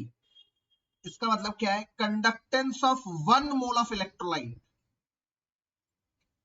डेफिनेशन देखिएगा, conductance of 1 mole of an electrolyte, of an electrolyte, conductance of 1 mole of an electrolyte ions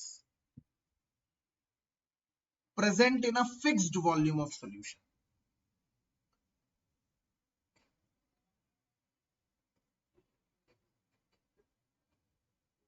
ठीक है ना, एक फिक्स वॉल्यूम है सॉल्यूशन का, वही फिक्स वॉल्यूम मान लो, V मान लो, इसका वॉल्यूम V है, और इसके अंदर नंबर ऑफ मोल्स 1 मोल है। तो भैया इसमें नंबर ऑफ मोल्स अगर 1 मोल है और इसके वॉल्यूम को फिक्स कर दो, फिक्स वॉल्यूम मान लो V, तो इसके अंदर की कंडक्टिविटी ही मोलर कंडक्टिविटी होगी। इसकी कंडक्टिविटी ही मोलर कंडक्टिविटी होगी भाई साहब, याद करिएगा, इसकी कंडक्टिविटी ही मोलर कंडक्टिविटी होगी। इसका मतलब मोलर कंडक्टिविटी मतलब कापा कंडक्टिविटी इनटू वॉल्यूम, ये चीज। मतलब अगर वॉल्यूम 1 है, if volume is equals to 1 centimetre cube, सब कुछ यूनिट हो जाएगा, नंबर ऑफ मोल्स तो 1 ही है ना, तो number of moles equals to conductivity ही मोलर कंडक्टिविटी होगी। एग्जाम में पूछे जाते हैं, एग्जाम में पूछे जाते हैं, when kappa is equals to G, when specific conductance will become equal to conductance, when molar conductivity is equals to conductivity, when the conductivity generated by 1 mole of an electrolyte ion present in 1 mole, 1 centimeter cube, ठीक है ना, 1 centimeter cube of volume, then the conductivity is molar conductivity। ये चीज बहुत ज्यादा important है, ये चीज बहुत ज्यादा। अब आप कहेंगे सर आपने डेली लेक्चर में फार्मूला कराया था, क्या बात कर रहे हो, ये फार्मूला कराया था आपने, अब इधर आप कह रहे हो ये, तो बेटा ये उसी से निकला है, ये वहीं से निकला है। कैसे, ये देखो कैसे, ध्यान से देखो, हमें क्या पता है, मोलैरिटी की डेफिनेशन, मोलैरिटी, मोलैरिटी मतलब कैपिटल एम, कैपिटल एम को ही यहाँ पर सी कहा जाता है, कॉन्सेंट्रेशन। कॉन्सेंट्रेशन का मतलब मोलारिटी ही होता है। इस चैप्टर में ना हम जगह जगह मोलारिटी नहीं पढ़ते, कॉन्सेंट्रेशन पढ़ते। तो कैपिटल एम और सी का मतलब एक ही है, मोलारिटी, और उसका फार्मूला क्या है, नंबर ऑफ मोल्स अपॉन में वॉल्यूम। है या नहीं ये फार्मूला? बिल्कुल है सर, यही फार्मूला है। और यहाँ पर नंबर ऑफ मोल्स कितने हैं जल्दी बता दो भाई, नंबर ऑफ मोल्स कितने हैं जल्दी बताओ, 1। तो इसका मतलब कॉन्सेंट्रेशन हो गई 1/v। नंबर ऑफ मोल्स 1 है तो कॉन्सेंट्रेशन हो गई 1/v, number of moles upon में वॉल्यूम। n की वैल्यू 1 हो गई तो c हो गया 1/v। और इसको ऐसे भी लिख सकते हो, v is equal to 1/c। तो इधर v की वैल्यू जरा डाल दो तुम जरा, तो क्या हो जाएगा, molar conductivity is equal to conductivity into 1/c। तो याद आएगा कंडक्टिविटी अपॉन में c, बात खत्म। तो इसका मतलब मोलर कंडक्टिविटी, ये क्या, इसका मतलब molar conductivity is equal to kappa by C. अब ये किस में है, साइमन मीटर में। मान लो हमने कहा है सेंटीमीटर में माना करो तो ज्यादा अच्छा है। और ये किस में है, मोल पर लीटर में। भाई कॉन्सेंट्रेशन तो मोल पर लीटर में होता ना, मोल पर लीटर, इसकी यूनिट है मोल, इसकी यूनिट है लीटर, तो मोल पर लीटर में है। इसको एक यूनिट में बनाने के लिए हमने क्या करा, हमने कर दिया साइमन सेंटीमीटर ऊपर ही लेके चले गए, मोल इनवर्स को, लीटर ऊपर चला गया तो लीटर बन गया, लीटर इनवर्स ऊपर चला गया तो लीटर बन गया, और मोल ऊपर गया तो मोल इनवर्स बन गया। अब देखो भाई एक चीज हम सब जानते हैं, एक लीटर में 1000 सेंटीमीटर क्यूब होते हैं। तो हमने सबको एक जैसा बनाने के लिए Simon centimetre into 1000 centimetre cube into mole inverse, ताकि सब कुछ सेंटीमीटर में आए। अब इसकी वजह से ये आ गया कापा अपॉन में सी, ये 1000 बाहर आ गया और अंदर आ गया सेंटीमीटर इनवर्स से सेंटीमीटर क्यूब कट गया तो आ गया सेंटीमीटर स्क्वायर मोल इनवर्स। भैया ये फार्मूला बन गया और ये इसकी यूनिट बन गई जो आपको लर्न करनी है, यूनिट। मोलर कंडक्टिविटी की यूनिट पूछेगा, Simon centimetre square mole inverse, ये आप लोग कर लीजिए। और कंफ्यूज मत हो जाइएगा, कापा अपॉन में एम भी लिख सकते हैं, इसको कापा अपॉन में एम भी लिख सकते हैं, क्योंकि एम और सी एक ही बात है, मोलारिटी और कॉन्सेंट्रेशन एक ही बात है इस चैप्टर में।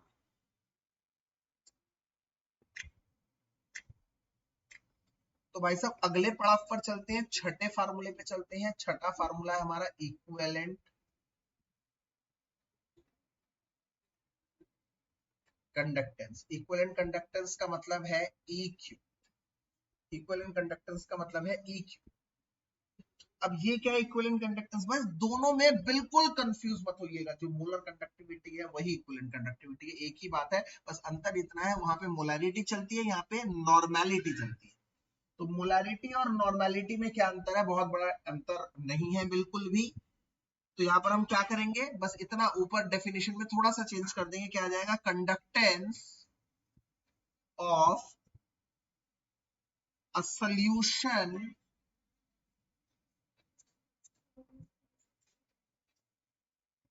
कंटेनिंग, उधर क्या था 1 मोल, 1 मोल को रिप्लेस कर देंगे 1 ग्राम इक्विवेलेंट से।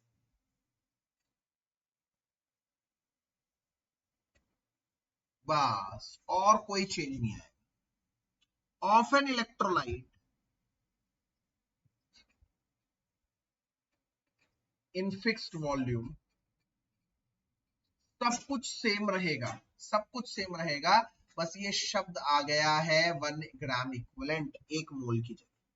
भाई कुछ चेंज नहीं है, मैं आपको बता देता हूँ एक बार दोबारा से, मैं आपको एक दोबारा से बता देता हूँ, ये नॉर्मेलिटी, मोलारिटी क्या है, मोलारिटी से शुरू करता हूँ ना। मोलारिटी क्या है, मोलारिटी का मतलब है नंबर ऑफ मोल्स अपॉन में वॉल्यूम। ठीक है भाई। अब अगर मैं कहूँ नॉर्मेलिटी का मतलब क्या है, नॉर्मेलिटी का मतलब होता है number of gram equivalents, number of moles. Number of moles कैसे निकलता है, गिवन मास अपॉन में मोलर मास करके, ठीक है, गिवन मास अपॉन में मोलर मास करके। यहाँ पर नंबर ऑफ ग्राम इक्विवेलेंट्स होते हैं।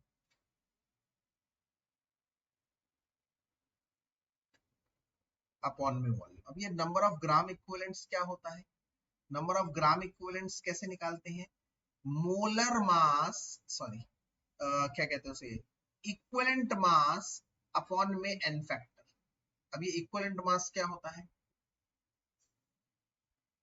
इक्विवेलेंट मास क्या होता है? इक्विवेलेंट मास को आप जानते हैं अच्छी तरह से क्या?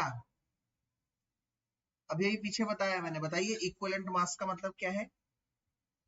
मोलर मास अपॉन में एन फैक्टर, बस इतना अंतर रहता है, बस इतना अंतर रहता है। इधर क्या होता है? गिवन मास अपॉन में इक्विवेलेंट मास, और गिवन मास अपॉन में इक्विवेलेंट मास की जगह क्या लिख सकता हूं? मोलर मास अपॉन में एन फैक्टर। और ये ऊपर जाके उल्टा होकर क्या बन जाएगा? ये एम ए अपॉन में एन उल्टा होकर क्या बन जाएगा? जल्दी बता दो। W A into N upon में एम ए अपॉन में वॉल्यूम, यही बन जाएगा। यस। इसको मैं क्या लिख सकता हूं? ध्यान से देखिए, इसको मैं लिख सकता हूं, इसको मैं लिख सकता हूं, इस पूरी चीज को क्या लिख सकता हूं? चेक करो ऊपर, इस पूरी चीज को मैं लिख सकता हूं मोलैरिटी। तो इसका मतलब normality is equals to N into molarity. ये चीज याद रखना, ये चीज बहुत इंपॉर्टेंट है कि normality is equals to N into molarity. और ये एन वही है जो पीछे बताया था, एन फैक्टर, जो उसका ऊपर चार्ज होता है, कंफ्यूज मत हो जाना, सिंपल सीधे सा लॉजिक है। तो इक्विवेलेंट ऑफ इलेक्ट्रोलाइट का फार्मूला क्या हो जाएगा? वही सेम, फार्मूले में कोई बदलाव नहीं, फार्मूले में कोई बदलाव नहीं, यही होगा इक्विवेलेंट कंडक्टेंस, यही होगा, फार्मूले में कोई बदलाव नहीं। बस अंतर है क्या? कि यहां पर जो यूनिट है सीमेन सेंटीमीटर स्क्वायर, मोल की जगह आ जाएगा इक्विवेलेंट इनवर्स। ये आता है बहुत बड़ा एक, मोल की जगह आ जाएगा इक्विवेलेंट इनवर्स पर इक्विवेलेंस। ये एक चीज जो आपको ध्यान रखना, ठीक है। आइए सेवंथ डेफिनेशन के ऊपर चलते हैं, सेवंथ डेफिनेशन के ऊपर चलते हैं। सेवंथ डेफिनेशन मतलब सेवंथ पार्ट है, variation of conductivity versus concentration, conductivity और कंसंट्रेशन का वेरिएशन। ठीक है, फटाफट से हम देखते हैं इस पर कैसा वेरिएशन होता है। तो हम लोग तो अच्छी तरह से जानते हैं बेटा, एक बात बताइए कि अगर हम कंसंट्रेशन को कम करते हैं, कंसंट्रेशन को कम करते हैं तो क्या होता है? कौन मुझे बताएगा कंसंट्रेशन को कम करने पर क्या होता है? कंसंट्रेशन को अगर हम कम करते हैं तो क्या होता है? Who is going to tell me? बस एक सेकंड में मैं पानी पी के आ रहा हूँ, एक सेकंड में पानी पी लूं, तब तक आप इसको थोड़ा सा सोचिए। इसके बाद 15 मिनट और लूंगा, 15 मिनट के अंदर पूरा लेक्चर वाइंड अप करूंगा। सिर्फ मैं पानी पी के आ रहा हूँ, 15 मिनट।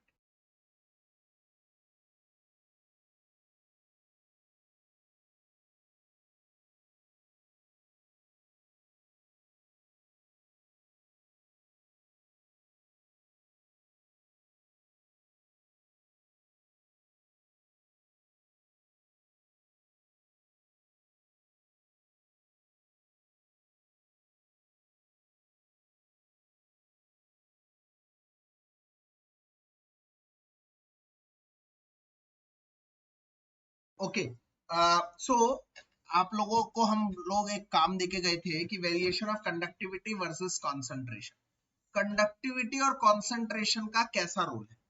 तो हम जानते हैं conductivity decreases with increase in dilution, मतलब अगर हम कॉन्सेंट्रेशन को कम करते हैं, कॉन्सेंट्रेशन को कम करने का मतलब डाइल्यूशन बढ़ाना, एक ही बात है भाई, ध्यान रखना। कॉन्सेंट्रेशन को कम करना मतलब डाइल्यूशन बढ़ाना। ये कॉन्सेंट्रेशन को कम कैसे करते हैं? बड़ी इंटरेस्टिंग चीज। मैं हमेशा से एग्जांपल दिया करता हूं। मैंने एक अपने मेरा एक फ्रेंड है, मैंने उसको 1 चम्मच चीनी डाल दिया पानी के अंदर, और मैंने कहा लो भैया तुम शरबत पियो। उसने कहा ये तो भाई बहुत मीठा हो गया। अब उसने कहा मुझे कम मीठा करके दो, मतलब कॉन्सेंट्रेशन को कम करके दो। तो मैं क्या करूंगा, कॉन्सेंट्रेशन को कम करने के लिए मैं क्या करूंगा, उसमें से घुली हुई चीनी वापस तो नहीं निकाल सकता ना, तो what is the other probability, क्या कर सकता हूं, उसके अंदर पानी और मिक्स कर दूंगा। मतलब मैं वॉल्यूम बढ़ाकर कॉन्सेंट्रेशन को कम कर सकता हूं। मैं दोबारा बता रहा हूं, मैंने एक दोस्त को एक चम्मच चीनी दी, उसने कहा ज्यादा मीठा हो गया, ये तो बहुत ज्यादा मीठा हो गया, मैं इतना पीता ही नहीं। मैंने एक ही काम किया, उसमें से घुली हुई चीनी तो वापस निकाल नहीं सकता था, मैंने उसमें उसको एक बड़े जग में डाला और उसमें एक और ग्लास पानी डाल दिया, उससे वो डाइल्यूट हो गया। इसका मतलब वॉल्यूम बढ़ाने से कॉन्सेंट्रेशन घटती है। याद रखिए, वॉल्यूम बढ़ाने से कॉन्सेंट्रेशन घटती है, और वॉल्यूम बढ़ाने से कॉन्सेंट्रेशन घटती है, तो ये वाला रिलेशन पढ़ो रे भाई, ये वाला रिलेशन, ये वाला रिलेशन। अगर तुमने वॉल्यूम को बढ़ा दिया तो कॉन्सेंट्रेशन क्या हो रही है, घट रही है। तो जैसे जैसे वॉल्यूम बढ़ाओगे कॉन्सेंट्रेशन वैसे वैसे घटेगी। कैसे, ये देखो ना, ये देखो, सब कुछ इधर है, सब कुछ इधर है, सब कुछ इधर है। जैसे जैसे वॉल्यूम बढ़ाओगे कॉन्सेंट्रेशन घटेगी और मोलर कंडक्टिविटी बढ़ेगी, क्योंकि वॉल्यूम तो तुम बढ़ा रहे हो ना, तो मोलर कंडक्टिविटी बढ़ेगी। तो वॉल्यूम बढ़ाने से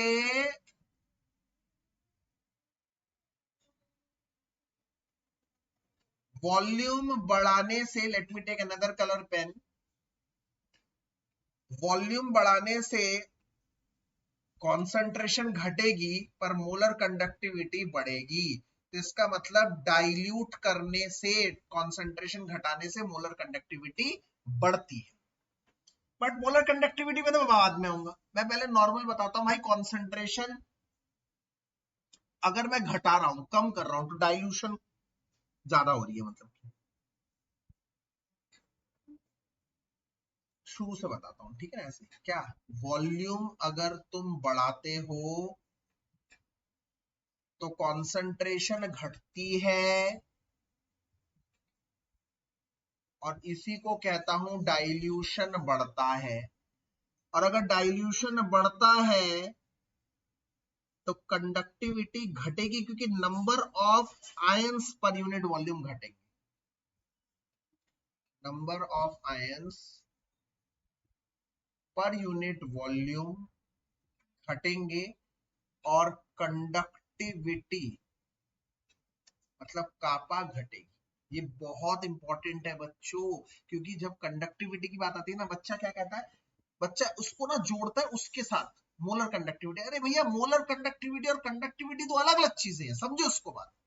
अगर आप वॉल्यूम को बढ़ाओगे कॉन्सेंट्रेशन कम होगी, कॉन्सेंट्रेशन कम होगी तो नंबर ऑफ आयंस कम हो रहे हैं ना, नंबर ऑफ आयंस कम होंगे तो आयन ही तो कंडक्टिविटी कर रहे थे, वो भी कम होगा। पर इसके विपरीत अगर आप वॉल्यूम बढ़ाओगे, तो वॉल्यूम बढ़ने का मतलब है कॉन्सेंट्रेशन घट रहा है, मतलब डाइल्यूशन बढ़ रहा है, और मोलर कंडक्टिविटी बढ़ रही है। क्योंकि रिलेशन क्या कहता है, molar conductivity is equals to, दो तरीकों से देख सकते हैं हम लोग। एक, molar conductivity is equals to kappa into volume.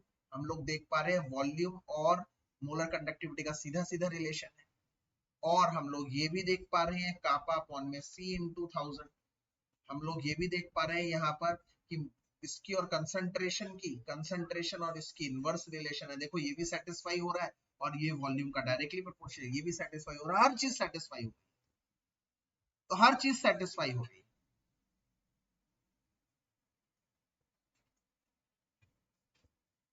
इनमें डायरेक्टली प्रोपोर्शनल रिलेशन है, डायरेक्टली प्रोपोर्शनल रिलेशन ले भी है, उसमें इनवर्सली है तो इनवर्सली भी हो रहा है। तो याद रख लीजिएगा भैया, ये चार्ट होने वाला है आज के दिन का सबसे इंपॉर्टेंट चार्ट में से एक, कि अगर आप वॉल्यूम को बढ़ाओगे तो कॉन्सेंट्रेशन घटेगी, कॉन्सेंट्रेशन घटेगी तो डाइल्यूशन बढ़ेगा, ये तो सेम है। और अगर डाइल्यूशन बढ़ेगा तो मोलर कंडक्टिविटी बढ़ेगी, इक्विवेलेंट कंडक्टिविटी बढ़ेगी, बट नंबर ऑफ आयन पर यूनिट वॉल्यूम घटने की वजह से कंडक्टिविटी घटेगी।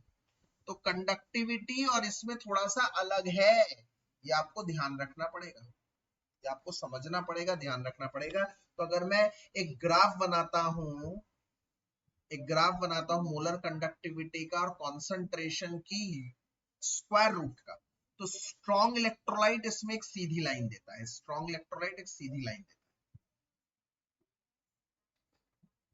स्ट्रॉन्ग इलेक्ट्रोलाइट एक सीधी लाइन देता है, स्ट्रॉन्ग इलेक्ट्रोलाइट। सीधी लाइन देने का मतलब है y is equals to m x plus c को फॉलो कर रहा है, ऑब्वियस सी बात है। तो y एक्सिस पर क्या बन रहा है, मोलर कंडक्टिविटी। m स्लोप है कुछ, मान लो स्लोप नेगेटिव नीचे की तरफ जा रहा है तो नेगेटिव a है। x एक्सिस पर क्या है, रूट c है। x एक्सिस पर क्या है, रूट c है प्लस c। c का मतलब क्या होता है, c मतलब होता है इंटरसेप्ट, मतलब लाइन y एक्सिस को कहां काट रही है। तो ये तो काट ही नहीं रही, क्योंकि हम अज्यूम कर रहे हैं, यहीं तक इसकी वैल्यू को अज्यूम कर रहे हैं कि भाई इससे ज्यादा और क्या होगा, क्योंकि यहां पर कॉन्सेंट्रेशन एकदम जीरो के पास ही है। अब ये थोड़ी है कि कॉन्सेंट्रेशन तुम जीरो ही कर दोगी, कॉन्सेंट्रेशन जीरो कैसे कर दोगे यार, कॉन्सेंट्रेशन जीरो होगी तो उसमें सॉल्यूट ही नहीं है, सॉल्यूट ही नहीं है तो काय बात की कंडक्टिविटी। बट हम मान रहे हैं, इमेजिन अगर मैंने इस ग्राफ को एक्सट्रापोलेट कर दिया, मान लिया इसको यहाँ पे काट रहे हैं, तो ऑब्वियसली ये वो जगह है जहां पर कॉन्सेंट्रेशन अप्रोचेस टू जीरो। अगर आप इस फार्मूले को ध्यान से देखें, अगर इसका डिनोमिनेटर अप्रोचेस टू जीरो होता है तो इसका न्यूमरेटर भाई इन्फिनिटी हो जाता है।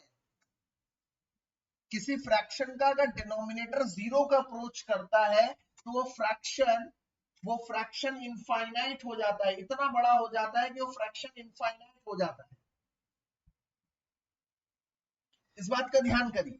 इसका मतलब जब कॉन्सेंट्रेशन यहां पर जीरो हो रही है तो ये मोलर कंडक्टिविटी इसकी इनफाइनाइट मोलर कंडक्टिविटी है, जिसको हम लोग ऐसे भी दिखाते हैं।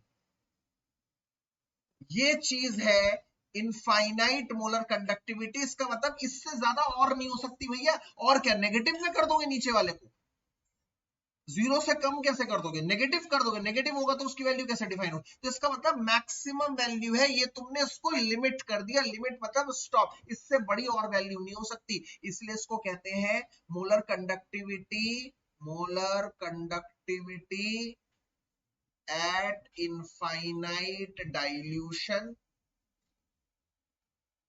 Eight infinite dilution. और इसका दूसरा नाम है लिमिटिंग मोलर कंडक्टिविटी। भाई ये क्वेश्चन आ रहा है पेपर में 100%, ये ग्राफ वाला क्वेश्चन 100% पेपर में छप रहा है, ध्यान से समझ लो मेरी बात को। तो प्लस सी, सी क्या है यहां पर मैंने मान लिया, ये है हमारा सी, भाई साहब ये है हमारा सी। इस तरह से इस इक्वेशन को हम क्या बोलते हैं, डिबाय हक्कल ऑनसेजर इक्वेशन कहते हैं। इसको थोड़ा सजा देना, सजा देने का मतलब क्या है, ये ऐसे उसको पहले लिख दो, इस वाले को बाद, तो बस ये चीज। तो अगर आपसे पूछे स्ट्रेट लाइन किसकी आती है, स्ट्रॉन्ग इलेक्ट्रोलाइट की आती है। स्ट्रॉन्ग इलेक्ट्रोलाइट की कंडक्टिविटी क्यों बढ़ती है, क्यों बढ़ती है, कंसंट्रेशन कम करने पर क्यों बढ़ती है, थोड़ी सी बढ़ती है, ज्यादा नहीं। देख रहे हैं ना अभी, बहुत ज्यादा नहीं होता ये लाइन, इतना ज्यादा स्ट्रेट, थोड़ा सा हल्का हल्का सा ही पीछे की तरफ बढ़ रहा है, मतलब बहुत ज्यादा इसका स्लोप नहीं है, थोड़ा सा ही बढ़ रहा है। थोड़ा सा इसलिए बढ़ रहा है क्योंकि ऑलरेडी ये 100% डिसोसिएट हो चुका है ना, और क्या ही बढ़ेगा। स्ट्रॉन्ग इलेक्ट्रोलाइट तो वो होता है ना जो ऑलरेडी अपना 100% डिसोसिएशन कर चुका है। तो अगर डाइल्यूशन कर रहे हो तो हाँ, डाइल्यूशन कर रहे हो तो उसको ज्यादा वॉल्यूम मिलेगा, तो हम थोड़ी सी कंडक्टिविटी इसकी बढ़ती है, बहुत ज्यादा इस पे वेरिएशन नहीं आता। तो एग्जाम में पूछा जाता है बहुत ज्यादा वेरिएशन क्यों नहीं आता, क्यों नहीं आता बहुत ज्यादा वेरिएशन, क्योंकि ये ऑलरेडी 100% डिसोसिएट हो चुका है, इसलिए इसमें ज्यादा वेरिएशन नोट नहीं किया जाता। जब मैं वीक इलेक्ट्रोलाइट की बात करता हूं तो वीक इलेक्ट्रोलाइट में ये वेरिएशन बहुत ज्यादा दिखता है। क्यों दिखता है, अभी अभी मैंने आंसर बोल दिया, क्योंकि वीक इलेक्ट्रोलाइट वो होता है जिसका डिसोसिएशन बहुत कम है, बहुत कम, पहले से ही बहुत कम है उसका डिसोसिएशन। तो अगर किसी का डिसोसिएशन पहले ही कम है तो हाँ, उस केस में डाइल्यूशन में अफेक्ट पड़ता है, डाइल्यूशन में, इसलिए इसका ग्राफ कुछ ऐसे बनता है, ये वीक इलेक्ट्रोलाइट का होता है, ये स्ट्रेट लाइन नहीं बनता। तो अगर आपसे कोई पूछे हाँ भाई वीक इलेक्ट्रोलाइट में क्या होता है, वीक इलेक्ट्रोलाइट क्यों स्ट्रेट लाइन नहीं बनती, वीक इलेक्ट्रोलाइट स्ट्रेट लाइन इसलिए नहीं बनती क्योंकि उसका डिसोसिएशन इफेक्ट होता है डाइल्यूशन पर। क्यों होता है, उसका कंडक्टिविटी इफेक्ट होता है, क्यों, क्योंकि वो बहुत कम डिसोसिएट होता है, उसमें अनडिसोसिएटेड आयन रहते हैं, ये बहुत बड़ा फैक्टर। इसलिए ये इस इक्वेशन को फॉलो करेगा नहीं, डिवाई हक्कल सीजर इक्वेशन को, क्योंकि स्ट्रेट लाइन तो है नहीं भाई साहब। अब एक और बात आ गई, अब ये स्ट्रेट लाइन नहीं है तो ये इसको काट भी नहीं रहा, ये दोनों तो पैरेलल चल रहे हैं भाई, ये इसको काट ही नहीं रहा। अगर ये इसको काट नहीं रहा मतलब इसका मतलब है जब ये सॉल्यूशन डाइल्यूट कर रहे हैं तो उसकी मोलर कंडक्टिविटी बहुत ज्यादा इंक्रीज कर रही है। बहुत ज्यादा इंक्रीज करने की वजह से experimentally it is not possible कि ये लाइन इसको काटे। ये लाइन अगर इसको काटेगी नहीं तो हम लिमिटिंग मोलर कंडक्टिविटी कैसे निकालेंगे? ये तो एक पहेली बन गया हमारे लिए। तो यहां से क्वेश्चन बन जाता है कि वीक इलेक्ट्रोलाइट के लिए ऐसा क्यों होता है? ऐसा क्यों होता है वीक इलेक्ट्रोलाइट के लिए कि हम लिमिटिंग मोलर कंडक्टिविटी नहीं निकाल पाते? हम लिमिटिंग मोलर कंडक्टिविटी एक्सपेरिमेंटली नहीं निकाल पाते क्योंकि ये डाइल्यूशन में बहुत ज्यादा इंक्रीज दिखाता है और अंत में जाकर ये लाइन पैरेलल बन जाती है और ये इसको कट ही नहीं करती कहीं पर। एक्सपेरिमेंटली हम नहीं निकाल सकते क्योंकि इसकी कंडक्टिविटी बहुत, स्मॉलर कंडक्टिविटी बहुत ड्रास्टिक इंक्रीज होती है डाइल्यूशन पर। तो उसको थ्योरेटिकली कैलकुलेट करना पड़ता है, थ्योरेटिकली कैलकुलेशन करना पड़ता है। और थ्योरेटिकली कैलकुलेशन कौन करवाता है? कॉलरश लॉ। कॉलरश लॉ। तो कॉलरश लॉ क्या कहता है? कॉलरश लॉ क्या कहता है? कॉलरश लॉ ये कहता है कि भाई इनफाइनाइट डाइल्यूशन पे, eight infinite dilution, infinite dilution पर, याद रखिए मैं क्या कह रहा हूं, इनफाइनाइट डाइल्यूशन पर सारे कैटायन और एनायन इंडिपेंडेंटली मूव करते हैं। All the cations and anions migrates independently. Independently मतलब सब अलग अलग मूव करते हैं, कोई किसी के रास्ते में नहीं आता, moves independently. Therefore, total molar conductivity क्या होगी? Molar conductivity generated by cation into उसका नंबर, कैटायन का नंबर, कितने कैटायन है, प्लस एनायन के नंबर्स इनटू में कंडक्टिविटी जनरेटेड बाय एनायन। ये बहुत इंपॉर्टेंट है। एग्जांपल में जैसे अगर NaCl का निकालना हो तो एक ही कैटायन है Na, तो Na प्लस, और एक ही एनायन है Cl तो Cl माइनस। बट अगर वो MgCl2 का निकाले तो इसमें molar conductivity generated by Mg2 plus, और 2 Cl है तो उसके लिए वैल्यू होगी 2, तो ये इन माइनस। इस तरह के क्वेश्चन बहुत आ सकते हैं और इसी के साथ हम लोगों ने ये खत्म किया। किसको? कॉलरश लॉ को?